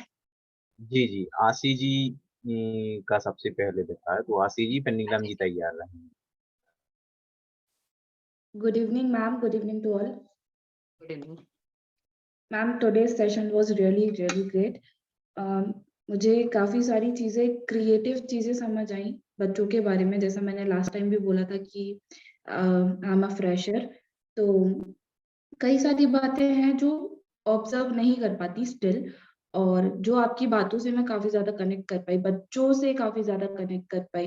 मतलब जो चीज शायद मैंने कभी ऑब्जर्व नहीं की होगी, जब आपने बोला तो देन आई रियलाइज ओके ये बच्चे में ये प्रॉब्लम है और इस चीज को मैं टैकल अप कर सकती हूँ क्योंकि आपकी बातें सुनी मैंने। और जो सब्जेक्ट आपका था है 7th क्लास में, I am also SST teacher, तो जो आप बात कर रहे थे भक्ति मूवमेंट एंड ऑल, हाँ तो जी। जब मैं पढ़ा रही थी, अभी रिसेंटली पढ़ाया मैंने बच्चों को, हमारा लास्ट चैप्टर वही था, तो जी। भक्ति मूवमेंट जब मैंने पढ़ाया था बच्चों को, तो मैंने मेरा फेवरेट श्लोक सुनाया था बच्चों को। कबीर जी का एक फेवरेट श्लोक है मेरा, तो वो जी। मैंने बच्चों को गा के सुनाया, प्लस उनको उसका मीनिंग बताया, तो उनको इतना अच्छा चैप्टर लगा। बच्चे बोलते मैम ये अभी तक का बेस्ट चैप्टर था, बेस्ट चैप्टर था। और इस्लाम, सूफीज्म, तो जब हम सूफीज्म में पढ़ रहे थे, तो मैंने उनको कुन फाया कुन जो गाना है, सूफी भजन है, वो गा के हाँ जी। सुनाया मैंने बच्चों को। तो बच्चे काफी रिलेट कर पाए इस चीज से, और तो मुझे लगा कि अब नेक्स्ट सेशन में मैं काफी और क्रिएटिव हो सकती हूँ। जो SST सब्जेक्ट है, कई बार अभी मैंने इस सेशन में रियलाइज किया कि आइडियाज मेरे पास कई सारे थे, पर SST बहुत लेंथी सब्जेक्ट है, तो सिलेबस कंप्लीट कराना वाज अ डिफरेंट टारगेट, तो जिसकी वजह से क्रिएटिविटी कम रह जा रही है मेरी। तो आज सेशन में मैंने रियलाइज किया कि नेक्स्ट सेशन जो है हमारे स्कूल का, अभी तो रिवीजन है, फोकस सिलेबस कंप्लीट हो चुका है, तो नेक्स्ट सेशन में रादर देन सिलेबस मैं क्रिएटिविटी पे ज्यादा फोकस करूंगी, तो मुझे लगता है बच्चे SST ज्यादा रिलेट कर पाएंगे। तो ये चीज मैंने बहुत अच्छी सीखी है आज, thank you so much ma'am for that. And बच्चों को अब मुझे लगता है कि मैं नेक्स्ट सेशन में ज्यादा better, SST gonna be their favourite subject, ये अब मैं करके रहूंगी कैसे भी। तो thank you so much ma'am for that. बहुत बढ़िया आशीष जी। जी अगले क्रम में नीलम जी अपनी प्रस्तुति देंगी और राहुल शर्मा जी तैयार रहेंगे। जी नीलम जी अनम्यूट करें। Good evening ma'am and good evening all. अभी जैसा कि आपने वो 5 ग्रुप दिए थे वर्ड्स के, तो उनमें से मैं 4 ही ग्रुप्स के वर्ड लिख पाई। जो लिखा हुआ था वो वर्ड मैं नहीं लिख पाई, जो लिखा हुआ दिखाया था, क्योंकि जी। वो कम समय के लिए विजुअल हुआ और नजर से नहीं गए। इससे समझ में आता है कि यदि बच्चों को कोई भी वर्क कराना है, उनके साथ कोई ऑब्जेक्ट या कोई एक्टिविटी जोड़ दी जाए, तो बच्चे उससे बहुत अच्छे से कैचअप करते हैं। तो बच्चों से उससे ज्यादा सीख पाते हैं और अच्छे तरीके से सीख पाते हैं। और जैसा कि बताया बच्चों को एप्रिसिएशन और पनिशमेंट के बारे में बताया, तो ये तो कई बार किया है। एप्रिसिएशन, बच्चे बहुत खुश हो जाते हैं यदि वो कुछ अच्छा करते हैं, टेस्ट वगैरह मार्क्स अच्छे लाते हैं या कोई एक्टिविटी अच्छे से कर देते हैं, तो उनको कोई स्टार दे दो या स्माइल दे दो या कुछ भी क्लैपिंग वगैरह करा दो, तो काफी खुश होते हैं बच्चे और बच्चों को भी इससे फर्क पड़ता है। और पनिशमेंट की बात रही, कुछ बच्चे ऐसे होते हैं मैम, इंटेलिजेंट हैं काफी, और उनके लिए का पनिशमेंट देने का मन नहीं करता है वो, लेकिन इनडिसिप्लिन होते रहते हैं कई समय तक। अब उनको किस तरीके से पनिशमेंट किया जाए, वो कई बार सॉरी बोलकर भी अंदर आ जाते हैं, रख लेते हैं, उन्हें बुला लेते हैं, बाहर करो या कुछ भी करवाओ उनके साथ, बहुत सॉरी बोल लेते हैं, कर लेते हैं, लेकिन वो डिसिप्लिन में नहीं हो पाते। उनके लिए क्या किया जाए ऐसा कुछ? यदि बहुत ज्यादा इंटेलिजेंट है तो आप उनको कुछ एक्स्ट्रा वर्क दे सकते हैं, कुछ ऐसा काम दे दीजिए कि वो उसमें बिजी हो जाए कि उनके पास टाइम ही ना रहे और कुछ करने के लिए। मैम वर्क आपका जो करते भी करते वो बातें करते, ज्यादातर बातें करने का रहता है उनका, कंटिन्यूअस उनकी बातें चलती रहती, कितना भी बोल लो बस वैसे ही रहते हैं, हमेशा स्माइल करके सॉरी कर देंगे और बस ऐसा रहता है। तो उनकी सिटिंग अरेंजमेंट चेंज कर दीजिए, या जैसे मैं अपने पास खड़ा कर लेती हूँ ऐसे अपने पास खड़ा कर लीजिए, हाँ, करके 1-2 बार देखिएगा। ऐसा करके देखेंगे कि अपने पास जी। खड़ा करके देखेंगे, बाहर या कहीं और तो देखा है कई बार, लेकिन ऐसा रहता है कि वो सॉरी बोलते हैं ऑल टाइम और बाकी फिर वैसे के वैसे हो जाते हैं, थोड़ा फर्क आता है। बाकी इस सेशन में बहुत सारी अच्छी बातें बताई, बहुत अच्छा लगता है इस सेशन, और सारी एक्टिविटी बहुत अच्छा रहा। धन्यवाद मैम। नीलम जी, आपने जो एक बात कही कि लिखा हुआ आपको याद नहीं रहा, और हमारा एजुकेशन सिस्टम हम जो अभी चला रहे हैं हम वही करते हैं, हम बोर्ड भर के लिखते हैं, बच्चे कॉपी करते हैं। हाँ ये बताते वजह हैं है समय। हमारी। हाँ कभी कभी समय कम किसी चीज को दे पाते हैं, कभी दे देते हैं। ऐसा भी देखा है मैंने, जैसे बच्चों को कोई स्टोरी एक्सप्लेन की, पढ़ाई, बच्चों से ही देखा है, बच्चे खुद से खुश होकर क्लैपिंग करते हैं। मेरे लिए उन्होंने कई बार क्लैपिंग की, उनको वो चैप्टर समझ में आया और अच्छा लगा। अपने आप किसी ने नहीं बताया, एक दिन अचानक ही सारे बच्चों ने अपने आप क्लैपिंग की, फिर नेक्स्ट टाइम भी ऐसा किया क्योंकि उनको वो समझ में आया, अच्छा लगा। तो ऐसा होता है कई बार, कभी अभी जल्दी में भी निकाल देते हैं हम लोग, किसी टॉपिक को जी। ऐसा हो जाता है, कभी अच्छे से टाइम दे पाते हैं, होता है ये जी टाइम के अनुसार। Thank you ma'am. जी, धन्यवाद नीलम जी। जी, बहुत अच्छा नीलम जी। और राहुल शर्मा जी ने विचार व्यक्त करेंगे। अभिलाष रघुवंशी जी तैयार रहेंगे। जी, राहुल शर्मा जी आप अपने विचार व्यक्त करें। शायद शायद राहुल जी का नेट प्रॉब्लम है। अभिलाष जी तब तक आप अपने विचार व्यक्त करें। सर आवाज आ रही है सर अभी? जी, अब आ जी रही राहुल है, जी आ रही है। आ रही है। मैम सबसे पहले तो मैं बताना चाहूंगा कि मेरा जो पीजी हुआ है पोस्ट ग्रेजुएशन वो केमिस्ट्री से किया है मैंने। ओके। लेकिन केमिस्ट्री के बाद जो मेरा सबसे फेवरेट सब्जेक्ट रहा है वो साइकोलॉजी रहा है। ओके। और साइकोलॉजी में पैरा साइकोलॉजी और एबनॉर्मल साइकोलॉजी जो रहती है वो पढ़ना मुझे बहुत अच्छा लगता है। और जैसे मैम अभी आपने बताया कि मोटर मोटर स्किल जो आपने बताई, gross motor fine motor skills, ये चीजें हम बिल्कुल बच्चों में देखते हैं मैम। कुछ मूवमेंट्स बच्चों में ऐसे होते हैं जो वो एक ड्यूरेशन के बाद वो शो करते हैं। जैसे कि मैंने कुछ दिन पहले ही अभी एक बच्चे को देखा था, मेरे फ्रेंड का भतीजा था, पढ़ने में काफी होशियार बच्चा था, लेकिन मैंने उसको बोला कि बेटा ये क्यों कर रहा है, वो अपनी आंखों को बार बार ब्लिंक कर रहा था, बार हाँ बार, जी। एबनॉर्मल। तो जैसे आपने जो बताया अभी फाइन मोटर स्किल जो और जो ग्रॉस मोटर स्किल्स बताई, तो मेरे माइंड में अचानक से वो ट्रिगर किया कि कहीं ना कहीं ये मोटर डिसेबिलिटी वाली प्रॉब्लम हो सकती है। और दूसरा आपने लर्नर्स के बारे में बताया कि हम किस तरह के लर्नर्स हैं। तो जो जी। आपने हमें टास्क दिया था अभी, तो मैंने एक सेल्फ रियलाइजेशन ये किया कि मैं विजुअल लर्नर भी हूँ और एक लॉजिकल लर्नर भी हूँ। क्योंकि जी। थिंग्स जो थी वो वही चीजें थी जो आपने जिनके आपने मॉडल्स हम लोगों को दिखाए थे।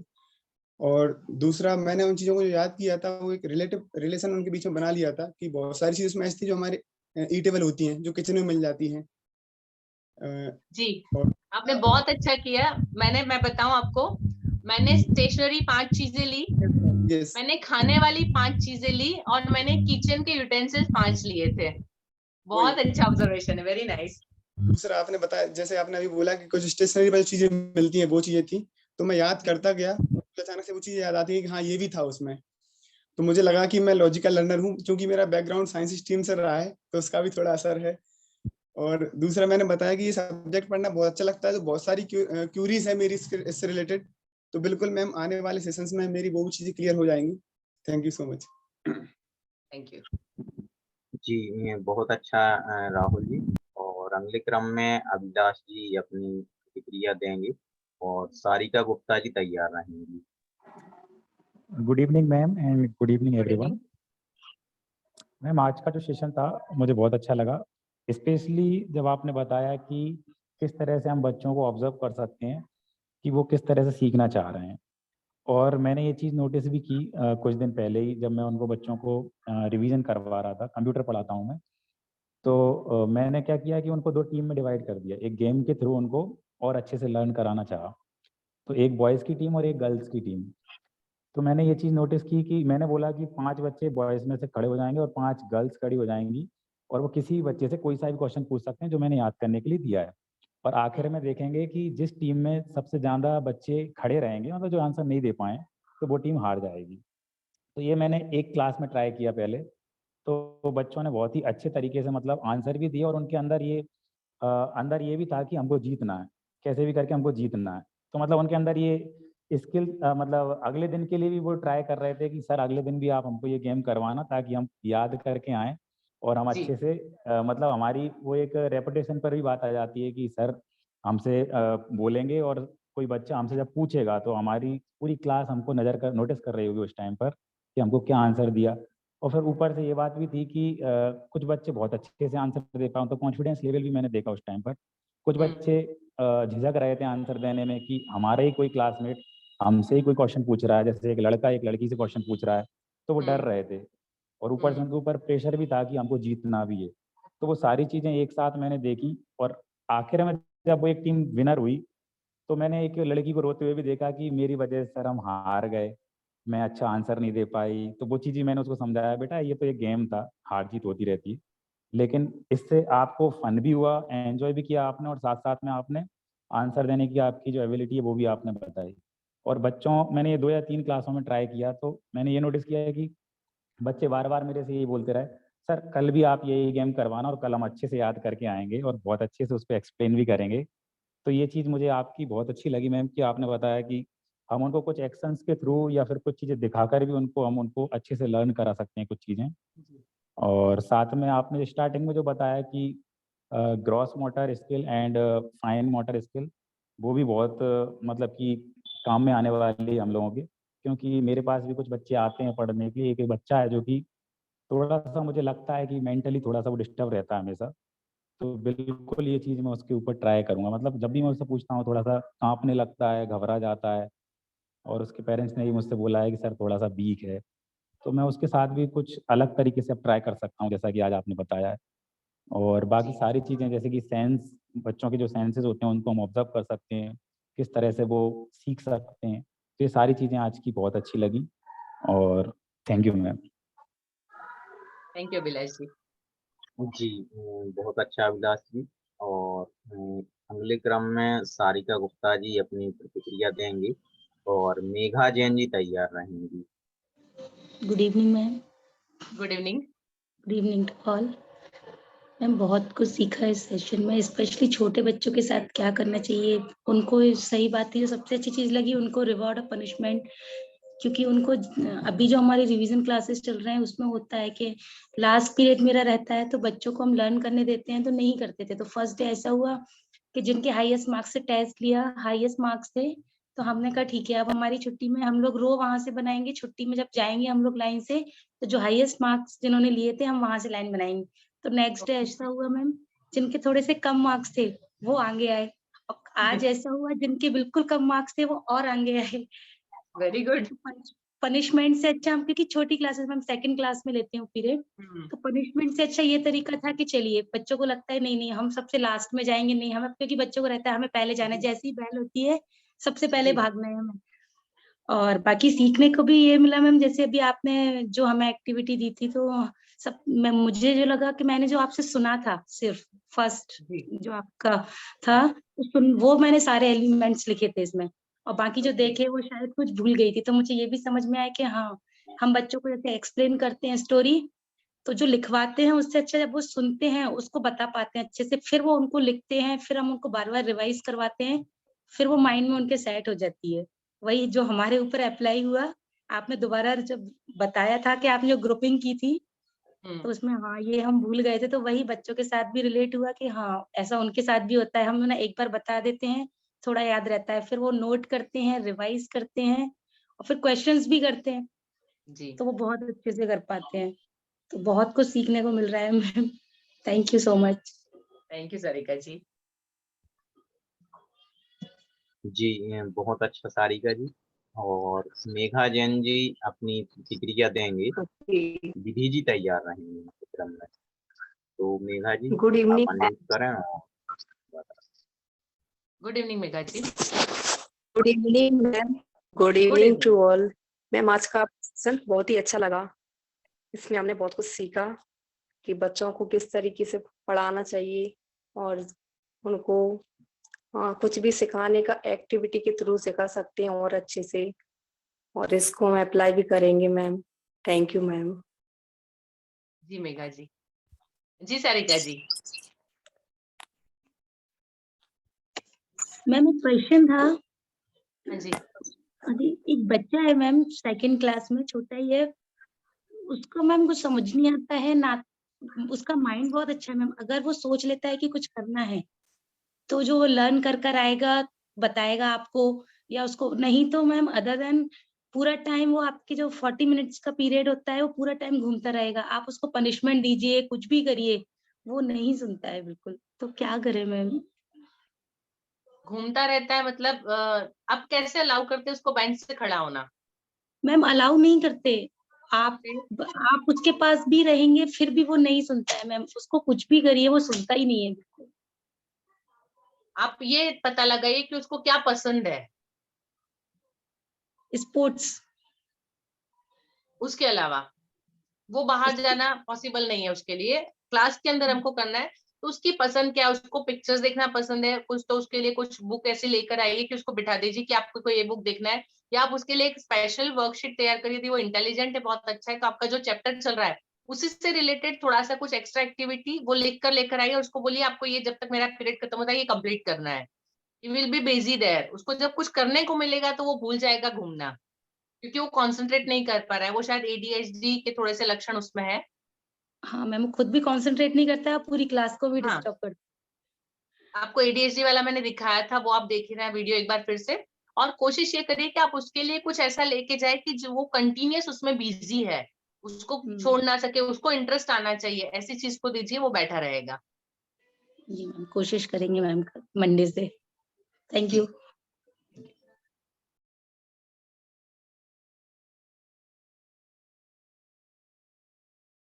जी मेघा जी, आप अपनी मेघा प्रतिक्रिया जी ने दें। बोल दिया।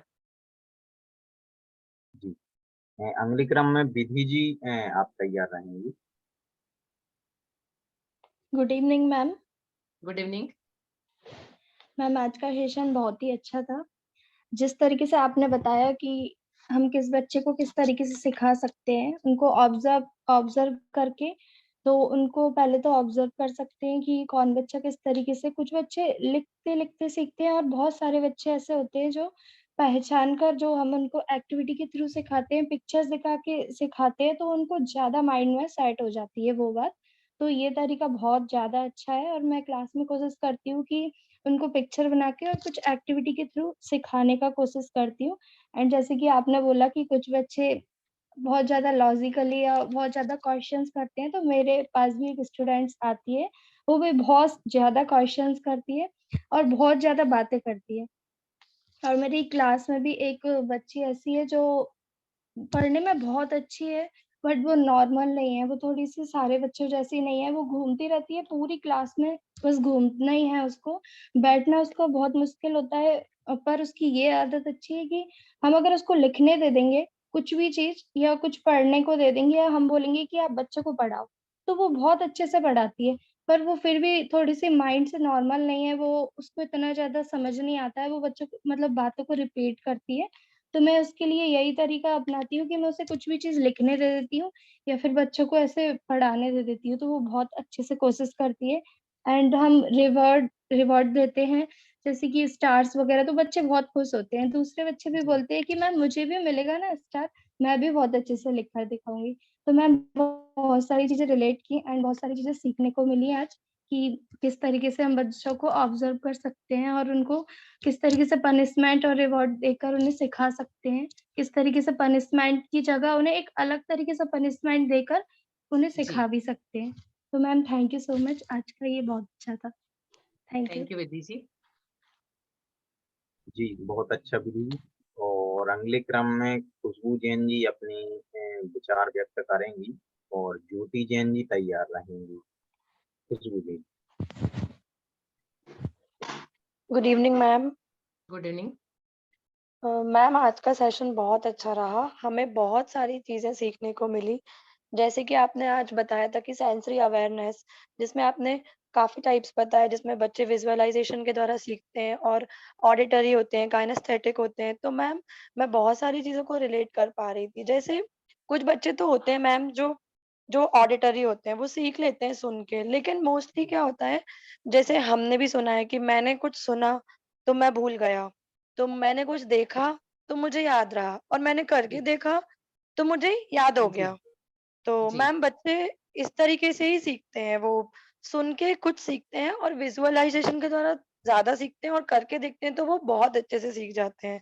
और मैम जी। इसके बाद आपने क्लासरूम मैनेजमेंट के भी कुछ बहुत सारे तरीके बताए, जिसमें आपने उनको रिवॉर्ड देना और पनिशमेंट देना बताया। मैम मैं भी अपनी क्लास में कभी बच्चों को क्लास से बाहर खड़ा नहीं करती हूँ, वैसे भी वो उस चीज से बचते हैं और जब हम क्लास से बाहर कर देते हैं तो वो एकदम फ्री हो जाते हैं, तो वो उस चीज से पूरी तरीके से दूर हो जाते हैं। तो ये तो कोई सॉल्यूशन नहीं होता है इस चीज का।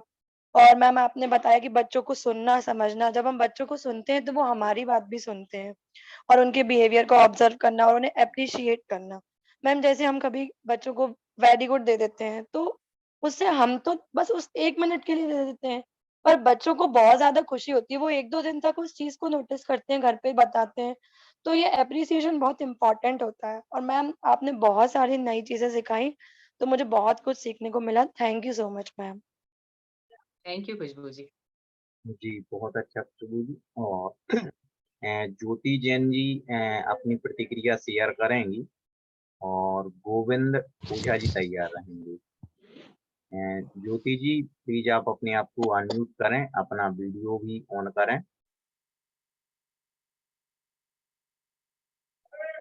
जी शायद ज्योति जी तक हमारी आवाज नहीं पहुंच रही है। जी ज्योति जी, आप अपने विचार व्यक्त करें और गोविंद सर तैयार रहें। अनम्यूट कीजिएगा मैम, ज्योति मैम अनम्यूट करें अपने आप को। सेशन बहुत अच्छा रहा सर। ये मैम ने हमको बहुत कुछ सिखाया है सर। हम बच्चों को पनिशमेंट ऐसे ही देते हैं कि जैसे बच्चों को बहुत कुछ सीखने को उससे मिले, ना कि उनको फिजिकली कुछ प्रॉब्लम हो। इस तरह से नहीं देते।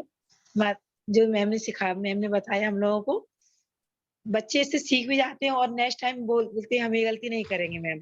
हमको इससे ये चीज सीखने को मिलती है।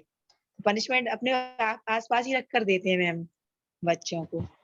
और भी बहुत कुछ सीखने को मिला कि बच्चों को कैसे पढ़ाना है। कुछ बच्चे जो थोड़े मेंटली थोड़े परेशान, मतलब कुछ बच्चों की शरारती कुछ ज्यादा ही होते हैं, तो उनको कैसे संभालना, ये सब आपके द्वारा ही सीखा मैम। और आगे और भी करेंगे, बच्चों को कैसे क्या आगे बढ़ाना है। जी धन्यवाद Jyoti ji. Thank you ma'am. Jyoti ji के बाद गोविंद जी आप अपनी प्रतिक्रिया शेयर करेंगे और जितेंद्र जी तैयार रहेंगे। जितेंद्र सार्क। जी Govind ji. Good evening ma'am. Good evening Govind जी।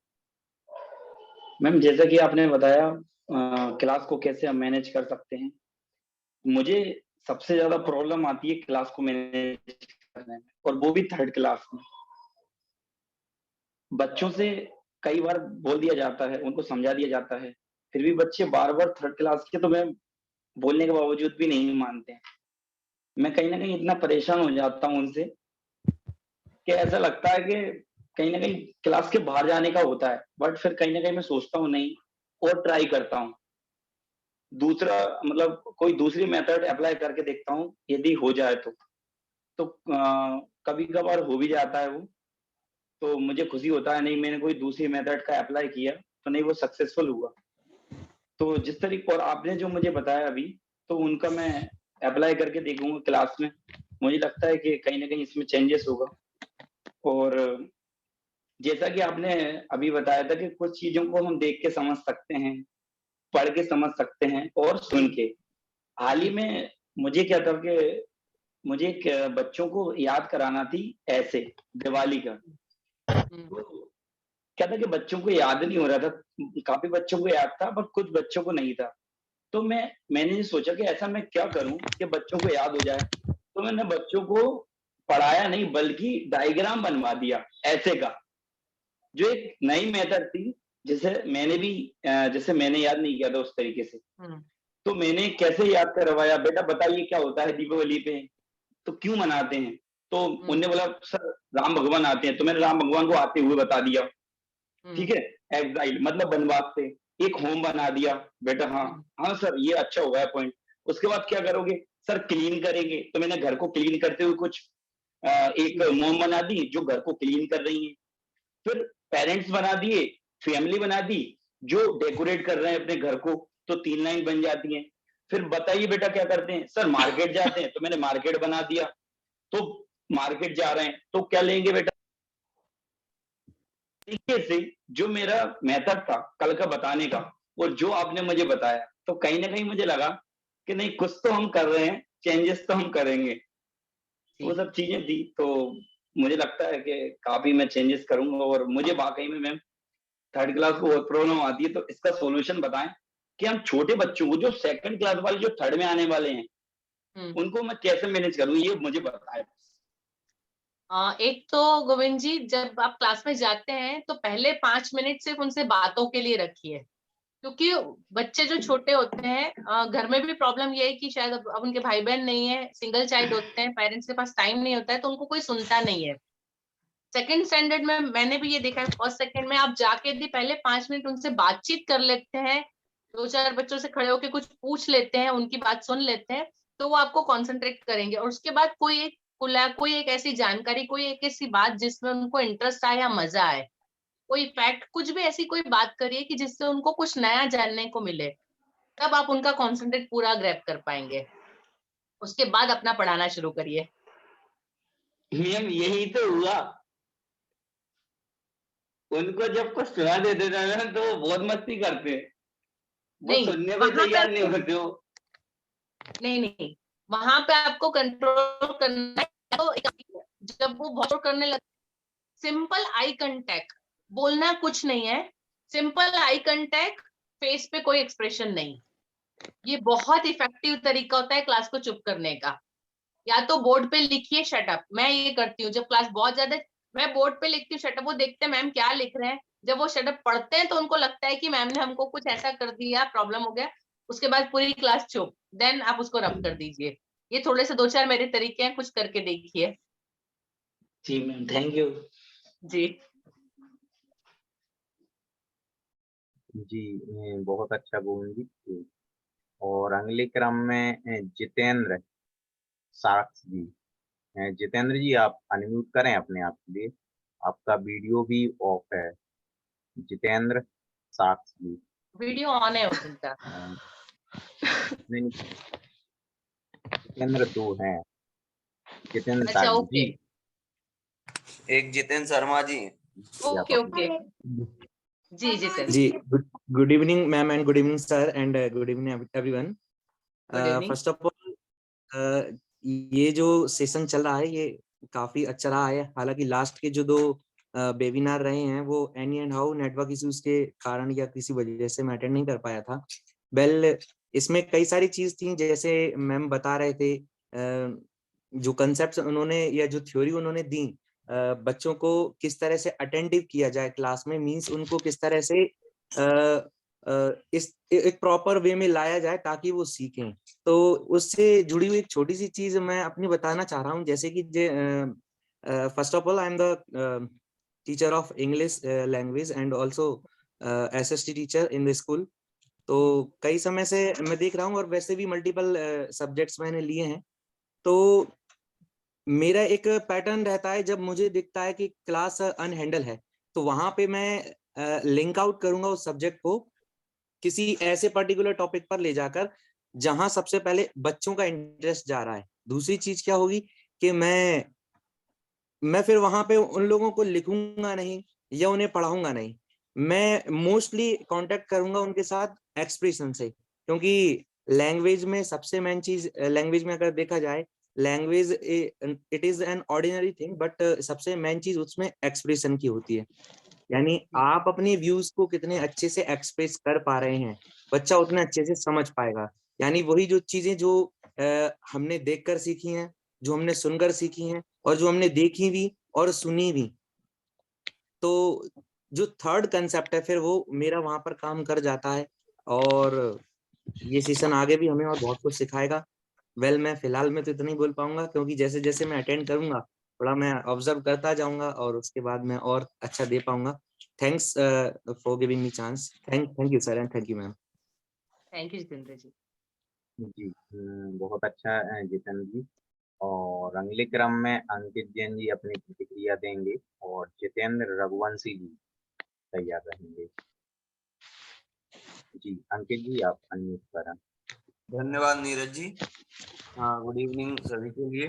आज की जो मैम ने वेबिनार दिया वह बहुत ही अच्छा था, और इसमें जो आपने बच्चों को किस प्रकार से सिखाएं, तो जो सीखने की शैलियां हैं और कक्षा में प्रबंधन किस प्रकार से रखें, ये दोनों ही टॉपिक बहुत उपयोगी थे। और ऐसा मुझे लगता है कि यदि हम इन चीजों को फॉलो करते हैं तो हम एक अपनी शिक्षा के स्तर को बहुत अच्छे लेवल तक ले जा सकते हैं और ये काफी उपयोगी रहेंगे हमें अपने आप को और बेहतर बनाने में और बच्चों को अच्छी तरीके से शिक्षण देने के लिए। जैसे कि मैम ने जो कुछ 15 वर्ड्स के नाम बताए थे, तो मैंने अपने आपको ऑब्जर्व किया कि मैं लिख करके सीखने में ज्यादा परफेक्ट हूँ। देख करके सुन करके मैं 100% उतना नहीं सीख पाता, लेकिन जब मैं उसको लिख करके देख लेता हूँ तो वो मेरे माइंड में सेट हो जाती है। तो ये कुछ चीजें जो मैंने अपने आप के लिए भी ऑब्जर्व की और कुछ चीजें ऐसी जो बच्चों के लिए भी मैं समझता हूँ कि जैसे अगर हम कोई टॉपिक पढ़ा रहे हैं और वो टॉपिक यदि इंटरेस्टिंग बना देते हैं या उसे किसी लॉजिक से जोड़ देते हैं तो बच्चों को शायद वो चीजें बहुत देर तक याद रहती है।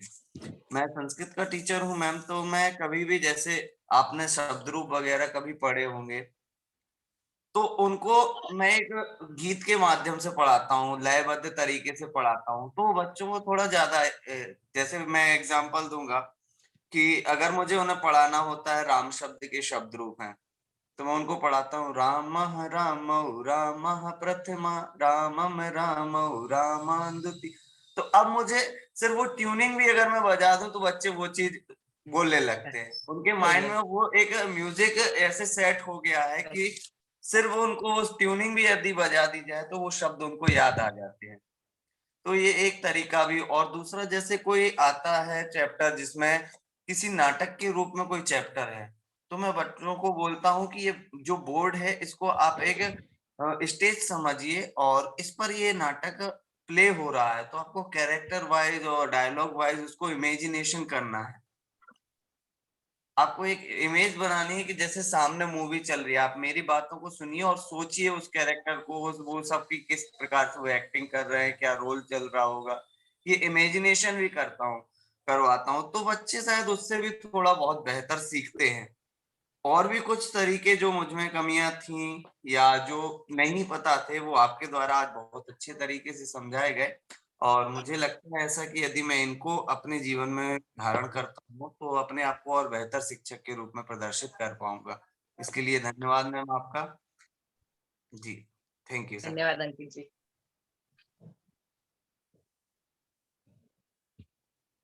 जी बहुत अच्छा अंकित जी। और अगले क्रम में जितेंद्र जी, जितेंद्र रघुवंशी जी, आप अपने विचार व्यक्त करेंगे।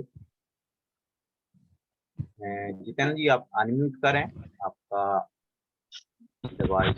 हेलो जी सर, मेरे सुन पा रहे हैं?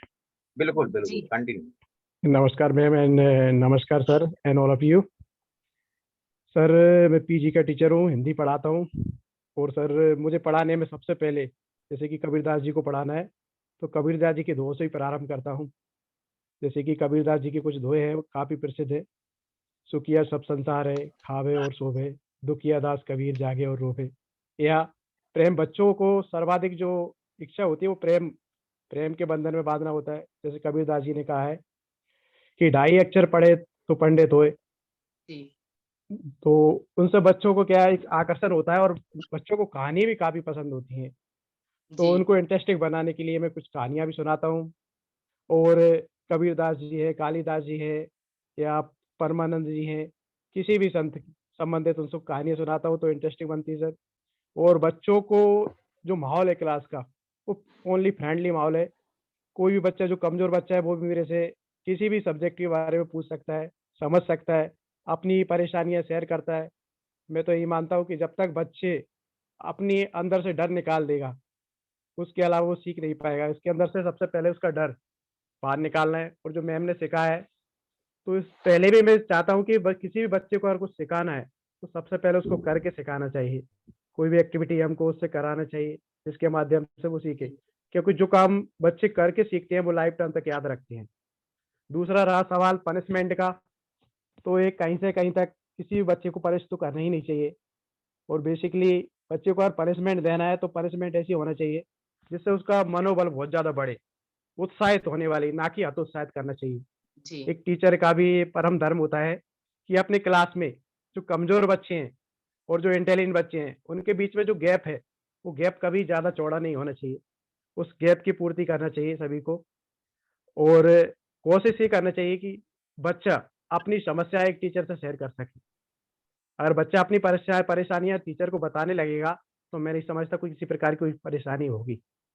और मैम ने जो बताए हैं वो सब चीज़ों को मैं आत्मसात करूँगा और करता भी रहा हूँ।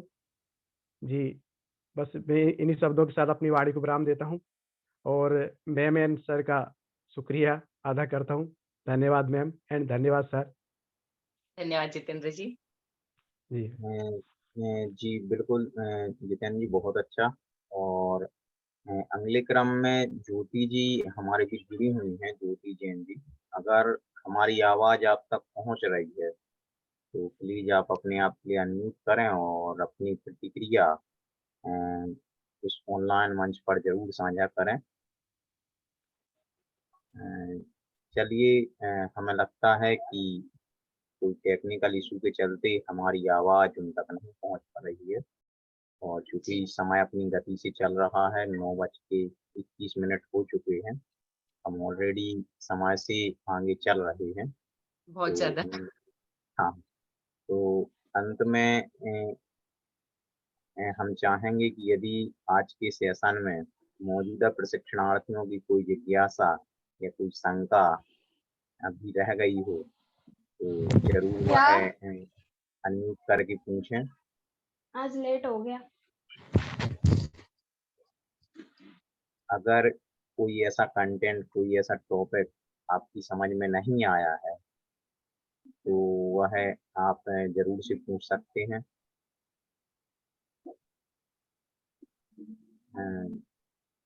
चलिए मैम, हमें लगता है कि कोई जी। जिज्ञासा अभी मौजूदा प्रशिक्षणार्थियों के पास नहीं है, तो हम इसी के साथ आज के सेशन को यहीं पे विराम देंगे। उससे पूर्व हम सभी एक बार महावीर वंदना का वाचन करेंगे। एक बार पुनः आप सभी प्रार्थना एवं वंदना की मुद्रा को धारण करेंगे। जी।